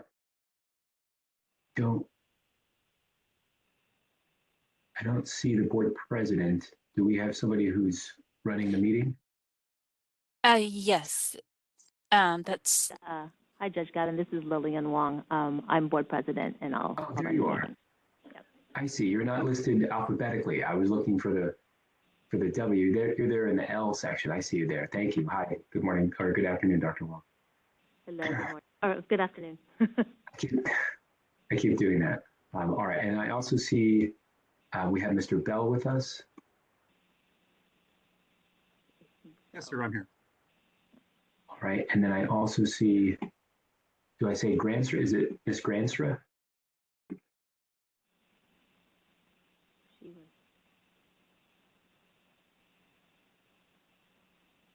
Yes, that's correct. It's Miss Granstra. Okay. Oh, there she is. Hi. All right. Dr. Wong, I'll leave it to you. I'm happy to explain the procedures now. I'm happy to wait until you call the meeting back to order to do that, whichever you would prefer. Why don't we go ahead and call the meeting to order, and I'm going to have Member Linden just go ahead and take roll call for us to confirm that we have quorum, and then if you could explain everything after that, that would be great. Thanks. Okay, terrific. Thank you. Okay, great. Member Hancock? Present. Dr. Kawaguchi is absent. Member Linden, present. Member Mordomi? Present. Dr. Pruitt is absent. Dr. Ross? Here. Member Sims? Present. Member Yu? Present. Dr. Garcia is absent. And Dr. Wong? Present. Okay, so that's 7, so we have quorum. Thanks. All right, and then Judge Gavin, if you could just go ahead and explain how the proceedings would work. We'll go. I would appreciate it. Okay, very good. Thank you. First of all, let me just do a mic check. I assume that because folks responded, that means they can hear me. But Ms. Granster, let me just confirm. Can you hear me right now? I can. Okay, very good. So the way that this kind of hearing goes is as follows. Once we go on the record, and I'll need to double check that we have a court reporter here, but once we go on the record, I'll identify myself, I'll identify the case by case number, and then I'll invite the parties to identify themselves. I'll then confirm that we have a quorum with the board members present, and then we'll start the case in chief. The case will go as follows. Deputy Attorney General Bell will first present the petition packet and a brief overview of the prior license, discipline, and history. At that point, then we'll turn it over to you to present evidence. You can testify on your own behalf. You can present additional documents if you have them and would like to. And you can also call additional witnesses if you'd like. After you've testified, I'll first give Mr. Bell and then each board member who's present a chance to ask you any questions. Those questions will be still under oath, so you'll still be sworn in to tell the truth while you answer those questions. Once you've completed all of that and you've answered all of the questions, then once the matter is submitted, the board will then convene into closed session. You will not learn the results of today's hearing today. You'll learn sometime after the board makes its decision. I'll prepare that decision for the board's signature and you'll get it at that point. Any questions? Pardon me, any questions about those hearing procedures, Ms. Granstra? No. All right. And then let me just check, Madam Moderator, do we have a court reporter present? Good morning. Sorry, it's Tracy Turkers. I'm the court reporter today. There you are, Ms. Turkers. I see you here. Hi. Hi. I'm just making a note here. All right. It's T-E-R-K-E-U-R-S-T. Correct. And CSR number is 8180. 8180. Okay. Very good. Thank you. Let me then just say one final thing, Ms. Granstra. This goes for anyone who will be speaking today.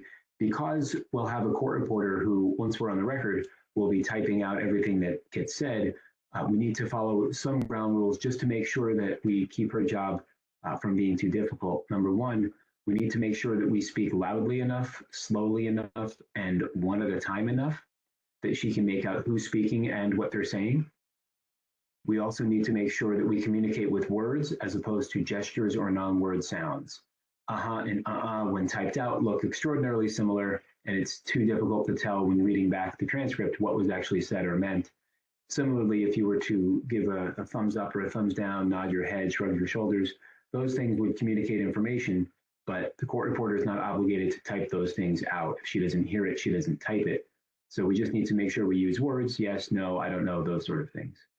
Finally, it may happen from time to time if the court reporter can't hear something, she may need to interrupt to say so. If she does that, she may ask you to repeat something you just said. If that happens, she's not asking you to explain it or clarify it in some way. She's asking you to repeat it. So if you were to say, I saw Dr. So-and-so, and she said, I'm sorry, I didn't hear that. Can you please repeat that? You would just say the doctor's name again. You would not explain that that's your podiatrist. You would just say the name again. Make sense? Yes. All right, very good. Any questions about appearing by video conference or any of the hearing procedures that I laid out? No. All right, Mr. Bell, anything to take up before we go on the record? No, Judge. All right, I just want to confirm in terms of the exhibits before we go on the record. I'll note that filed with OAH, there were, I think it looked like it was about 8 documents, but I know that they were filed individually, but then also as one packet. So, Mr. Bell, is it your preference to have all of the exhibits be marked as one exhibit, or are you seeking to mark them individually? Since it was submitted as a packet, we'll be moving that into evidence as one entire exhibit. Okay, and so it'll be marked as Exhibit 1. It's, at least the version that was filed with OAH, is called Petition and Supporting Documents, and including the cover page is 38 pages. Does that sound about right to you, Mr. Bell? That's correct, Judge. Okay, again, I just want to make sure that I have what everyone else has. And Dr. Wong, I won't go through roll call right now, but just I want to confirm the board members have copies of the petition and the supporting documents. Is that right? That is correct. Okay, very good. All right, Ms. Turker, so you ready to go on the record? Yes, thank you. There you are. I saw you nodding. Dr. Wong, on behalf of the board members, are you ready to go on the record? Yes, we are. Mr. Bell, are you ready to go on the record? I'm ready, Judge. And Ms. Granstra, are you ready to go on the record? I am. All right, then we are on the record in the matter of the petition for reduction of penalty or early termination of probation of Trina Granstra. This matter is being heard before the California State Board of Optometry. This is board case number 420-2019-000253. My name is Sean Gavin. I'm the administrative law judge from the Office of Administrative Hearings, who's been assigned to preside over this matter. The board members are present, and I just want to go through and confirm we did do a roll call before going on the record, but for purposes of making a complete record, I just want to confirm. I'll just go through and identify board members and just say whether you're present or not. We have Dr. Wong. Present. Ms. Linden. Present. Ms. Hancock. Present. Mr. Moridomi. Present. Dr. Ross. Here. Ms. Sims. Present.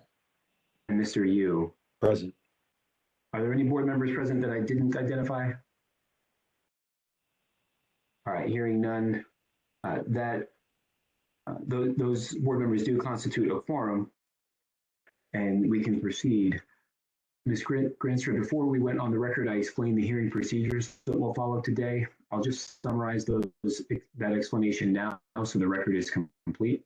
In a moment, I'll turn the matter over to Mr. Bell to present the petition and supporting documents and also give the board a brief overview of the license and disciplinary history. Once he's done that, you'll have a chance to present additional evidence in the form of your own testimony, calling additional witnesses, or potentially submitting additional documents. After you've done that, I'll give Mr. Bell, followed by each board member who's present, a chance to ask you some questions while you're still under oath. Once all of that is concluded, the parties will have the right to make any closing remarks they'd like, at which point the matter will be submitted and the board will convene into closed session to discuss what to do with the petition. Any questions, Ms. Granstra? No.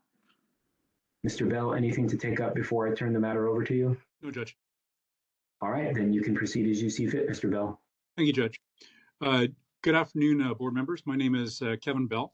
I'm a Deputy Attorney General with the Attorney General's Office, and I'm appearing on behalf of the California Attorney General, pursuant to Government Code Section 11522 and Business and Professions Code Section 2878.7. My role here is not adversarial, but is intended to protect the public interest by ensuring that the board has adequate information from which to make a decision on this petition. The petitioner was issued her spectacle lens dispenser registration number SLD 6321 on November 15, 2010.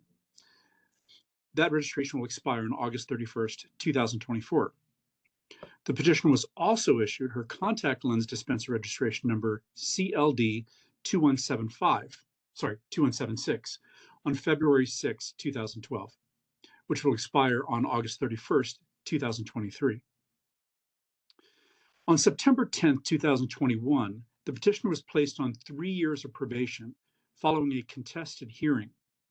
Amongst other things, as a part of her probation, the petitioner was ordered to pay $4,146.25 in costs. According to probation monitor, in this case, the petitioner still owes approximately $1,800. Now, the disciplinary proceeding against petitioner's license was necessary because of her unprofessional misconduct related to her dangerous use of alcohol, which resulted in a conviction substantially related to her licenses. The circumstances of that conviction are as follows. On or about February 22nd, 2019, a concerned citizen observed the petitioner driving in a dangerous manner, swerving her car and nearly colliding with several other vehicles. That concerned citizen called 911 and continued to follow the petitioner, eventually seeing her enter a parking lot and colliding with a parked car. Police officers arrived shortly thereafter and, following a brief investigation, arrested the petitioner for driving under the influence. On June 18, 2022, the petitioner was then convicted of a misdemeanor count of violating Vehicle Code Section 23152, Subdivision B, driving at a .08 blood alcohol level or above, and Vehicle Code Section 23538, Subdivision B2, driving with a blood alcohol content of 0.20 or greater.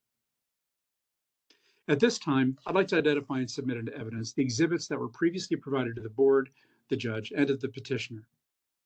Exhibit 1 is the petition and supporting documents, which include the petitioner's license certification, the 2021 board decision and order, a letter from the petitioner, and letters in support.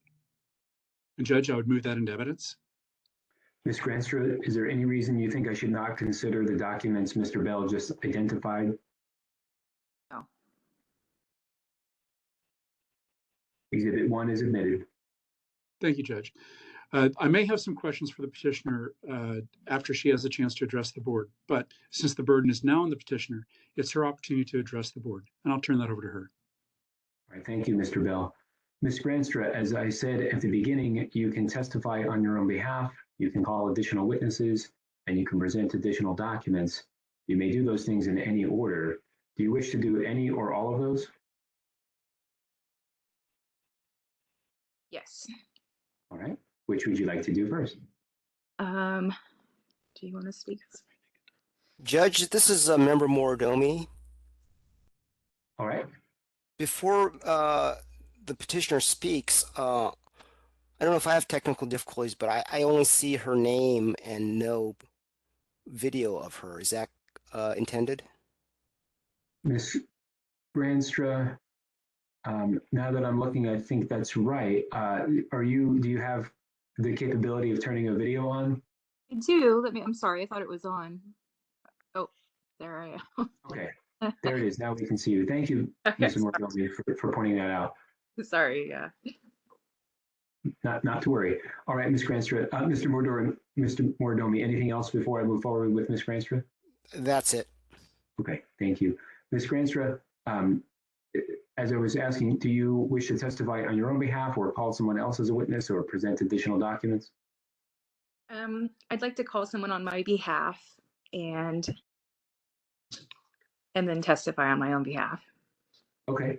What is the name of the person you'd like to call? Cynthia Ost. Okay, and is that person there with you? She is. Okay, how do we spell the last name? It's A-U-S-T.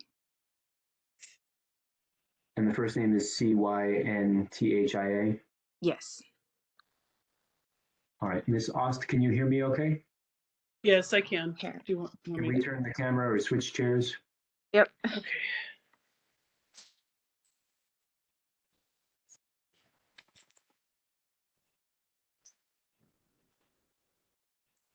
Hi. Hello. My name is Cynthia Renee Ost, and I don't know if you want my license number, but my ABS is 14977. Hang on. Okay. Hang on. I need to swear you in and just give you a little instruction first. Okay. When you're testifying, Ms. Granstra will have to direct the examination with questions. So she'll ask you questions, Okay. to which you can respond.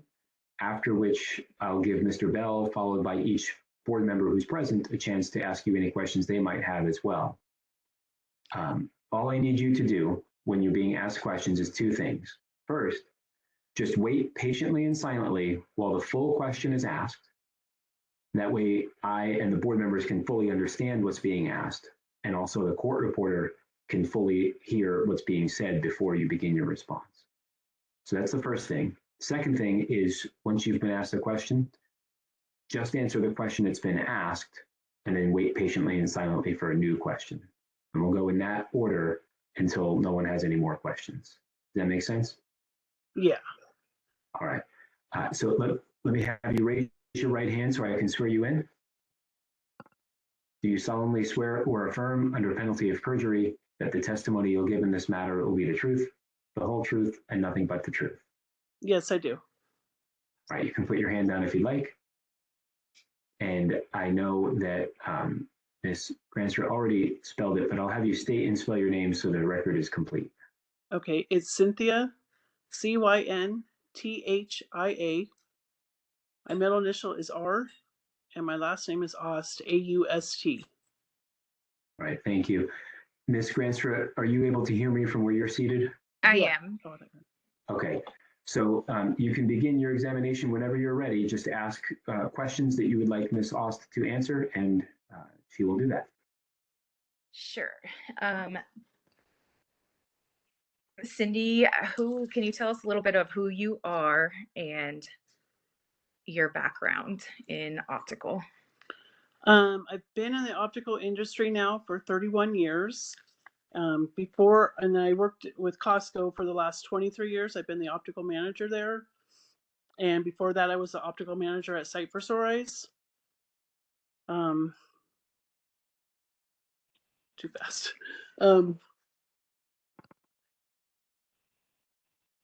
I'm proud of what I've done in the optical industry and what I've been able to basically teach other people. And like, you know, for instance, I taught Trina, and she's ended up becoming an optical manager too. So I'm really proud of all that. Can you, Cindy, tell everybody how you know me, how long you've known me, and then give them, I guess, your thoughts on my character as a person? Okay. I've known Trina now for about 23 years when I started there at Costco. So she's worked for me for the last 10 years. 14 years. Probably before that, but Let me just interrupt for 1 minute, Ms. Granstra. While the witness is testifying, even if she says something you believe is untrue, I can't have you interrupt to correct her. I and the board members need to hear just from the witness. And then when it comes time for you to testify, if there's anything that you believe was inaccurate, you'll have a chance to correct that as you see fit.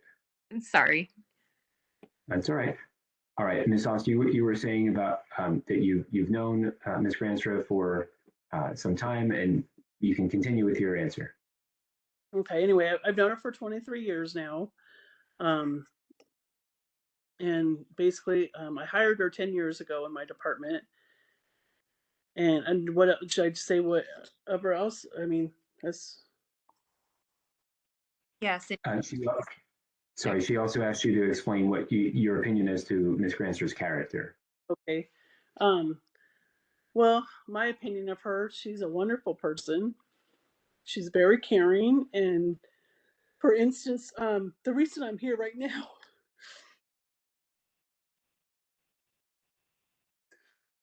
I wasn't supposed to speak here. It just maybe like 4 days ago, I was flown down here with an air ambulance because I had a mild stroke. And she came to the hospital to see me every day I was there. And I know she's a good person. She's always helped everybody she can. in life. And I know that she basically, if anything would have happened to anyone when she was driving, after she'd been drinking, she would have never been able to forgive herself. And that's basically all I want to say. I don't know what else to really say to that other than she's a very good person. All right. Ms. Granstra, any additional questions for this witness? No, I don't think so. All right. I think she made a mistake. She just needs Pardon me? their chance in optical. She's a very good optician. And I feel like, there's only certain people in this world that can be opticians. I've trained other people, and I've had people that I can tell you within probably, probably a month or so, I can tell you if that person's going to be an optician or not. And I can tell you that Trina was, and she is a good optician. All right, thank you, Ms. Ost. I'm now going to give Mr. Bell, followed by the board members who are present, a chance to ask you any questions they might have. Mr. Bell, do you have any questions for this witness? Just a couple. How are you feeling today? How am I feeling? Yeah. Oh, I'm feeling okay. My left leg is kind of dragging a little bit, but other than that, I'm fine. It didn't affect me. Didn't affect any of my my memory or any of that. It's mostly just my left leg that is kind of affected by the stroke. Okay. Okay. Now, do you know Ms. Granstra socially as well as professionally? I know her socially, but I mean, we worked together for years, so of course you're going to know people. But you see her apart from, I'm sorry, outside of just the job site? No. So there's no socializing outside of work. And we don't even live around each other now. I live probably 9 hours from here. So you've never been around Miss Granstra socially to be able to say whether or not she drinks alcohol still? No, I haven't been around her in like probably 3, maybe 4 years now. Okay. Yeah. No further questions. Thank you very much, ma'am. Uh-huh. All right, thank you, Mr. Bell. I'll now go through the board members. If you have any questions, just let me know. We'll start with Dr. Wong. Any questions? I do not have any questions. Thank you. Ms. Linden? Oh, no, you're on. Ms. Hancock? No questions. Thank you. Mr. Morodomi? No questions. Dr. Ross? No questions. Ms. Sims? No questions. And Mr. Yu? Nothing from me. I don't think I missed any board members, but if I did, speak now. No, that's the full list. All right. Thank you, Ms. Ost, for your time and testimony. If you wouldn't mind switching chairs now with Ms. Granstra.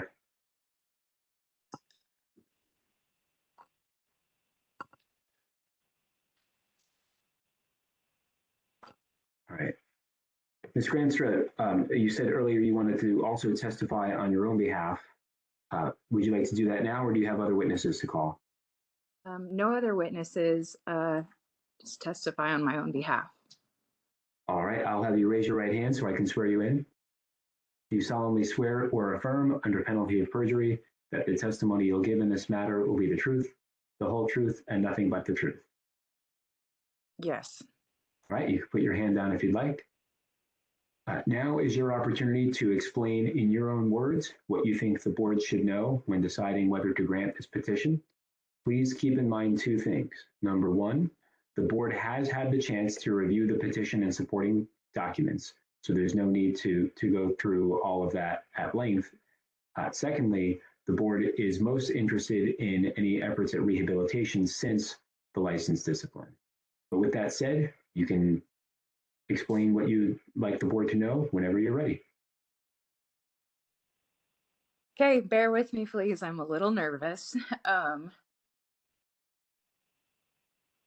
guess the most important thing that I want the board to know is how much I deeply regret my decision on 2/22 of 2019. That was the biggest mistake I've made in my life.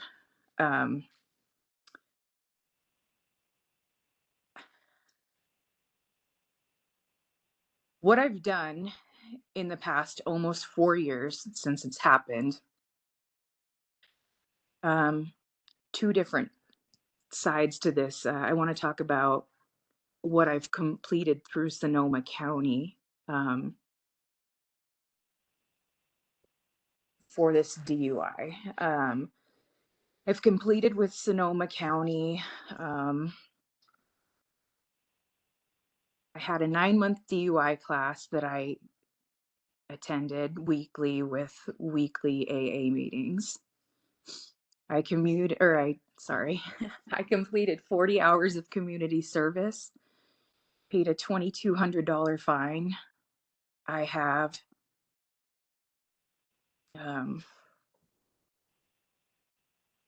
I held an SR22 insurance for 3 years. I had an Intoxilock installed in my car for a year. I completed all this and I ended my probation with Sonoma County June of 2022, earlier this year. What I've done for the Board of Optometry is I've been in compliance with my probation. I've submitted quarterly reports, checked in daily, paid my fines every month on time. Trying to think if I forgot anything.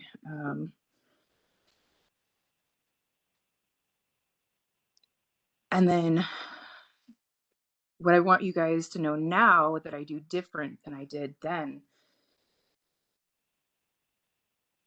is I was going through some things at the time. I didn't know how to manage my stress. Didn't know things. But now, you know, I figured out, or I'm figuring out every day how to, you know, better handle situations. I do things different, go to the gym, you know, manage my stress different, let go of what I can't control. You know, I maintain that this is never going to happen again because I do not drink alcohol. And I just want to be a better role model for my family, my kids, the community. I mean, working as an optician, you do a service to people. I enjoy it, and I really hope that I can continue doing that. You know, we recently moved to Nevada, and I would love to, you know, get licensed in the state of Nevada. And to do that, then I you know, sorry. I need to, how do you say it? Move forward with my probation, I guess is a way of saying it. I think that's it. I think you said, I think that's pretty much it. Is that? Sorry. Yes. Sorry. That's all right. Okay. As I did for your witness, I'll now turn it over to Mr. Bell for any questions, followed by questions from the board members who are present. Mr. Bell, any cross? A couple of questions. Good afternoon, Ms. Grenshaw. How are you doing today? I'm all right. How are you? I'm doing swimmingly well. I do want to ask you a couple of questions about the original conviction case that you had. Now, your blood alcohol level was listed as a 0.28 in that case, wasn't it? Correct. That indicates that you were consuming an awful lot of alcohol on that date, weren't you?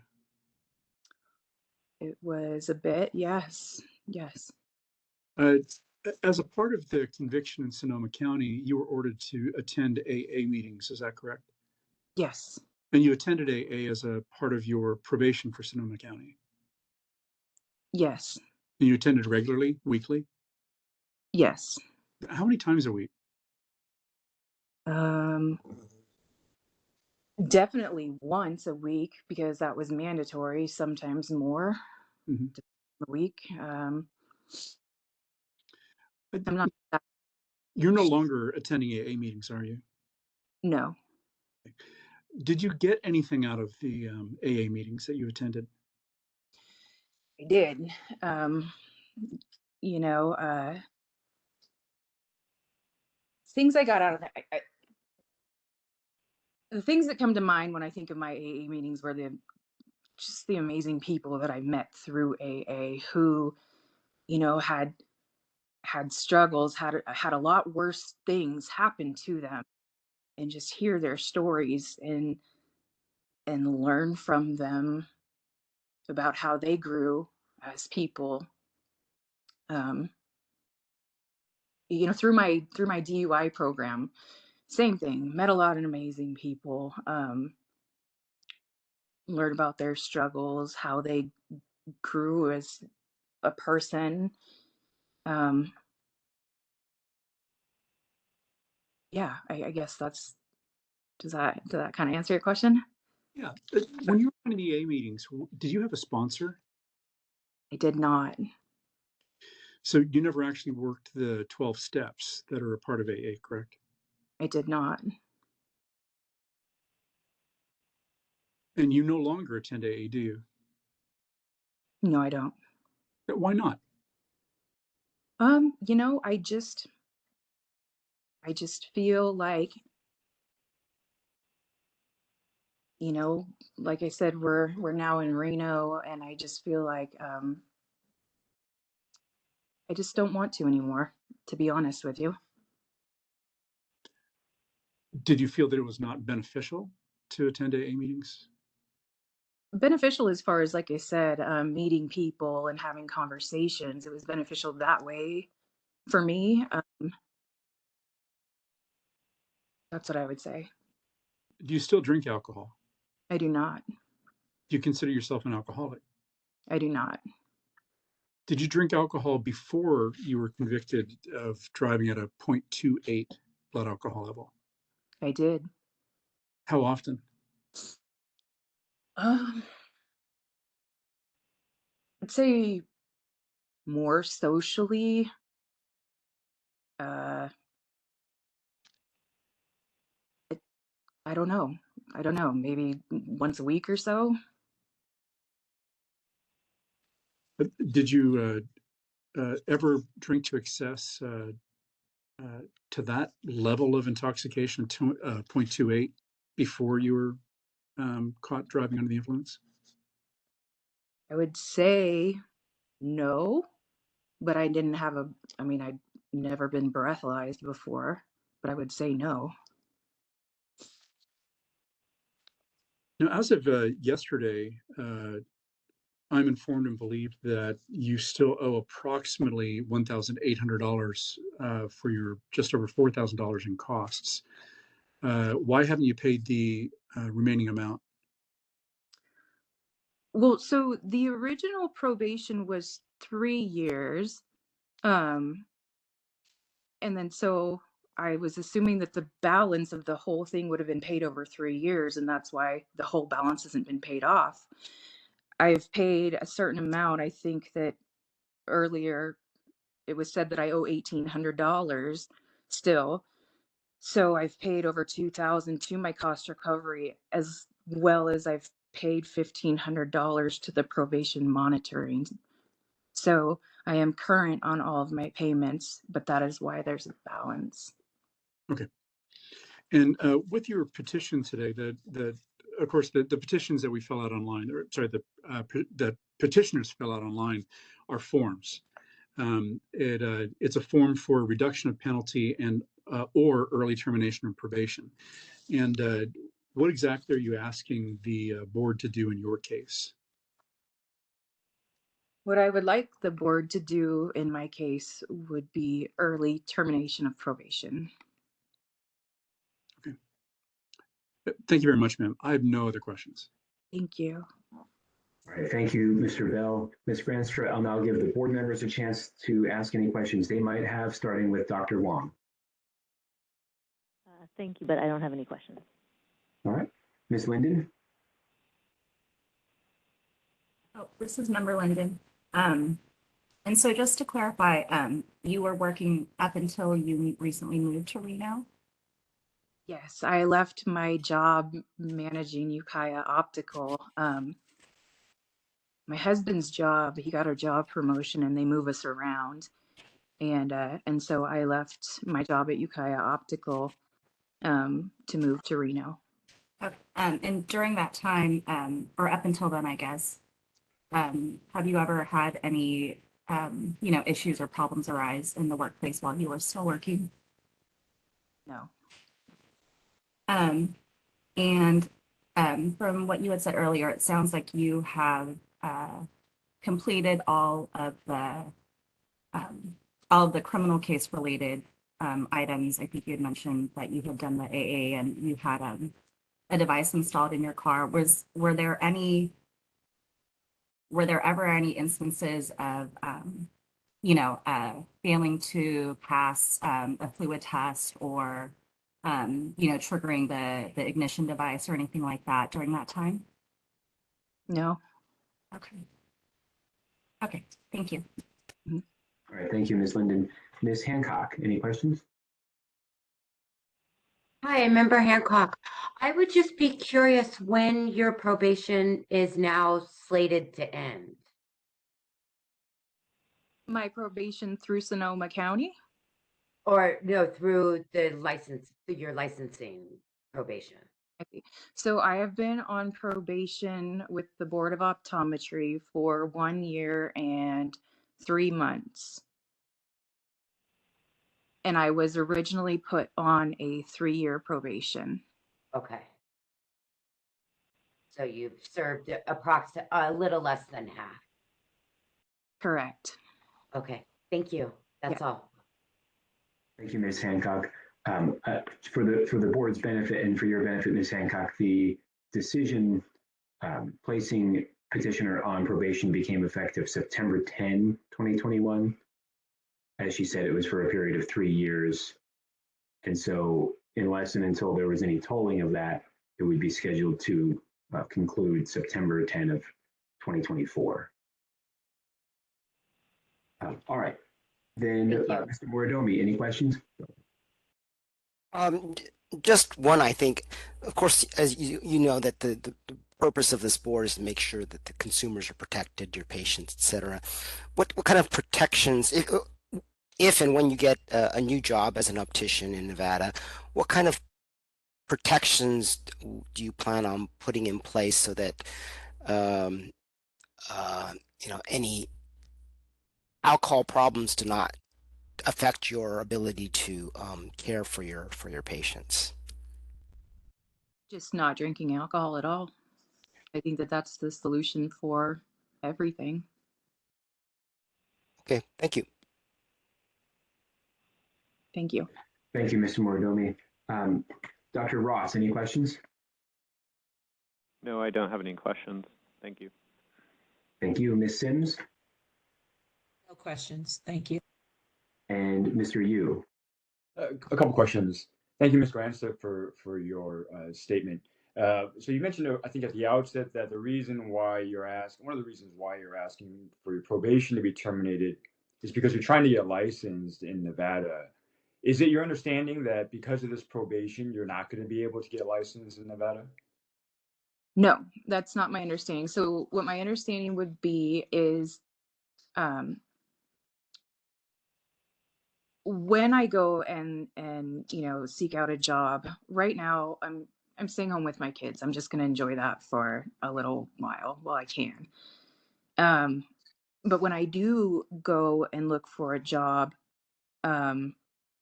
if there are certain contenders for a job, if I submit a resume or something that, hey, I'm licensed in the state of California, however, I'm on probation, and this is why, and having to explain everything, I think would make it more difficult for me to get a job, say, over somebody who is not on probation.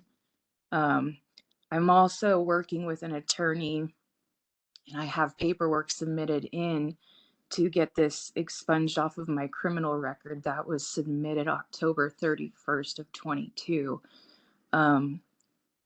Because I really want to move on from this mistake.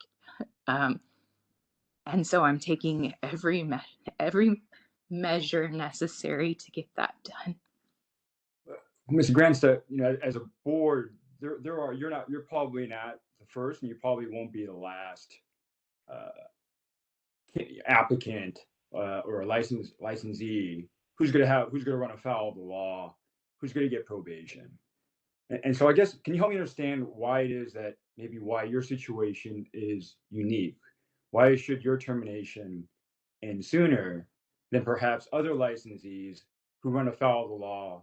They get a conviction, they get their probation, and yet they choose, or for one reason or another, to complete their terms of their probation, notwithstanding that it's going to affect potentially their job prospects. Do you understand my question?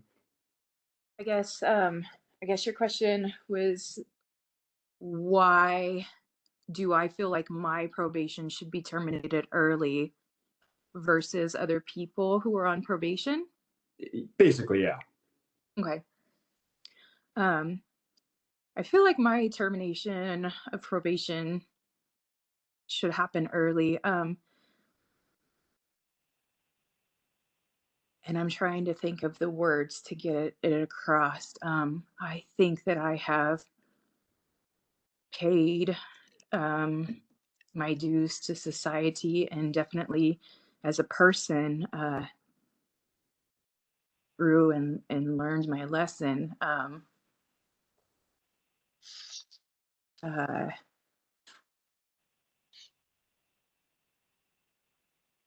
I've been on probation. Like I said, I've completed everything through Sonoma County that was asked of me. This whole thing has been happening since 2019. And part of me moving on, I would say, is putting this all in the past. Just continuing to do what I need to do every day to be a better person, role model, like I said, for my kids, my family. I don't know, maybe I'm rambling. I'm sorry. Does that answer your question? I think so. Thank you. Okay. All right, thank you, Mr. Yu. Ms. Grenstra, any additional testimony you'd like to offer on your own behalf? I don't think so. Thank you. All right. Any additional evidence to offer either from other witnesses or additional documents? No. Okay. Mr. Bell, you said a number, you said approximately 1,800. Do you have a specific number that I can write down? The information I have from Ms. Villarreal, who is the probation monitor in this case, is as follows. And I quote, "The petitioner owes approximately $1,800 for cost recovery." That's the only information I have at this time. Got it. Thank you. All right. Ms. Granstra, now that you have testified and have no additional evidence to offer, and Mr. Bell and the board members have had a chance to ask their questions, that would take us then to closing argument. Closing argument is a part of the case during which the parties are allowed to summarize what they think the evidence showed and suggest what outcome should happen as a result. Closing argument is optional. And Mr. Bell, I understand you're not here in an adversarial capacity. Nevertheless, you do have a right to make closing argument if you'd like. Would you like to do that? I understand, Judge, and I appreciate the opportunity. In these cases, I typically do not present oral argument, nor do I make a recommendation unless the board invites a recommendation. All right, thank you, Mr. Bell. Ms. Granstra, that would then take us to you. Would you like to make any closing remarks? As I said, it is optional. I don't want to put pressure on you either way. Just want to thank the board for their time. And I just want to say again, I deeply regret my decision that day. And I think that's it. Thank you again for your time. All right, thank you. One final housekeeping matter then. Mr. Bell, I note that on the petition that's submitted, Ms. Grenster's date of birth appears on the first page. I'd like to seek your consent and Ms. Grenster's consent to have me redact that for the final exhibit. Mr. Bell, is that okay with you if I do that redaction myself? Yes, Judge, that's fine. And Ms. Granster, is that okay with you? Not sure what that means. It would mean that your date of birth as it appears on this petition would be blacked out so that in the event that any member of the public did any sort of Public Records Act request or similar request for documents, that they wouldn't get access to your personal identifying information, including the birth date. I see. Okay. But I generally can't redact something unless I have the consent of all the parties and I do it on the record. So that's why I'm asking if you consent. Yes. Okay. All right. I will take care of that administrative redaction. That then would conclude the hearing. I just need to ask whether the matter is submitted. And by that, I mean, are you satisfied you've had a full opportunity to present all evidence and make all argument? Mr. Bell, from your point of view, is the matter submitted? Submitted. And Ms. Granster, is the matter submitted? Yes. All right, then the matter is submitted. The case is closed and we are off the record. Thank you, Judge. One last housekeeping record now that we're off the record. I was watching the scrolling closed captioning down here, and my name keeps coming up as Mr. Bill. Just want to clarify for Madam Court Reporter that it's actually Mr. Bell, as in Taco Bell. All the bells. Thank all you. the bells to use as a reference. That closed captioning is actually is not through me, just so you know. That's through WebEx, but thank you. It's BELL. I have it. Thank you. Can I get your email address, though? I do need that. Yes, it is kevin.bell@doj.ca.gov. Perfect. Thank you. Thank you very much. And Mr. Chris, do you need any other spellings? The place that she worked before you moved, what was it called? Ukiah Optical. Yes. Can you spell that for me? Yes. It's UKIAH OPTIAL Optical. UKIAA? Correct. All right. Thank you. H is the last letter. H is in hotel. H. Okay. Okay. Sorry. All right. Thank you. All right. And then Mr. Chris, I'll just need your time of completion and estimated pages. I have the estimated pages as 40 and the end time is 2:47.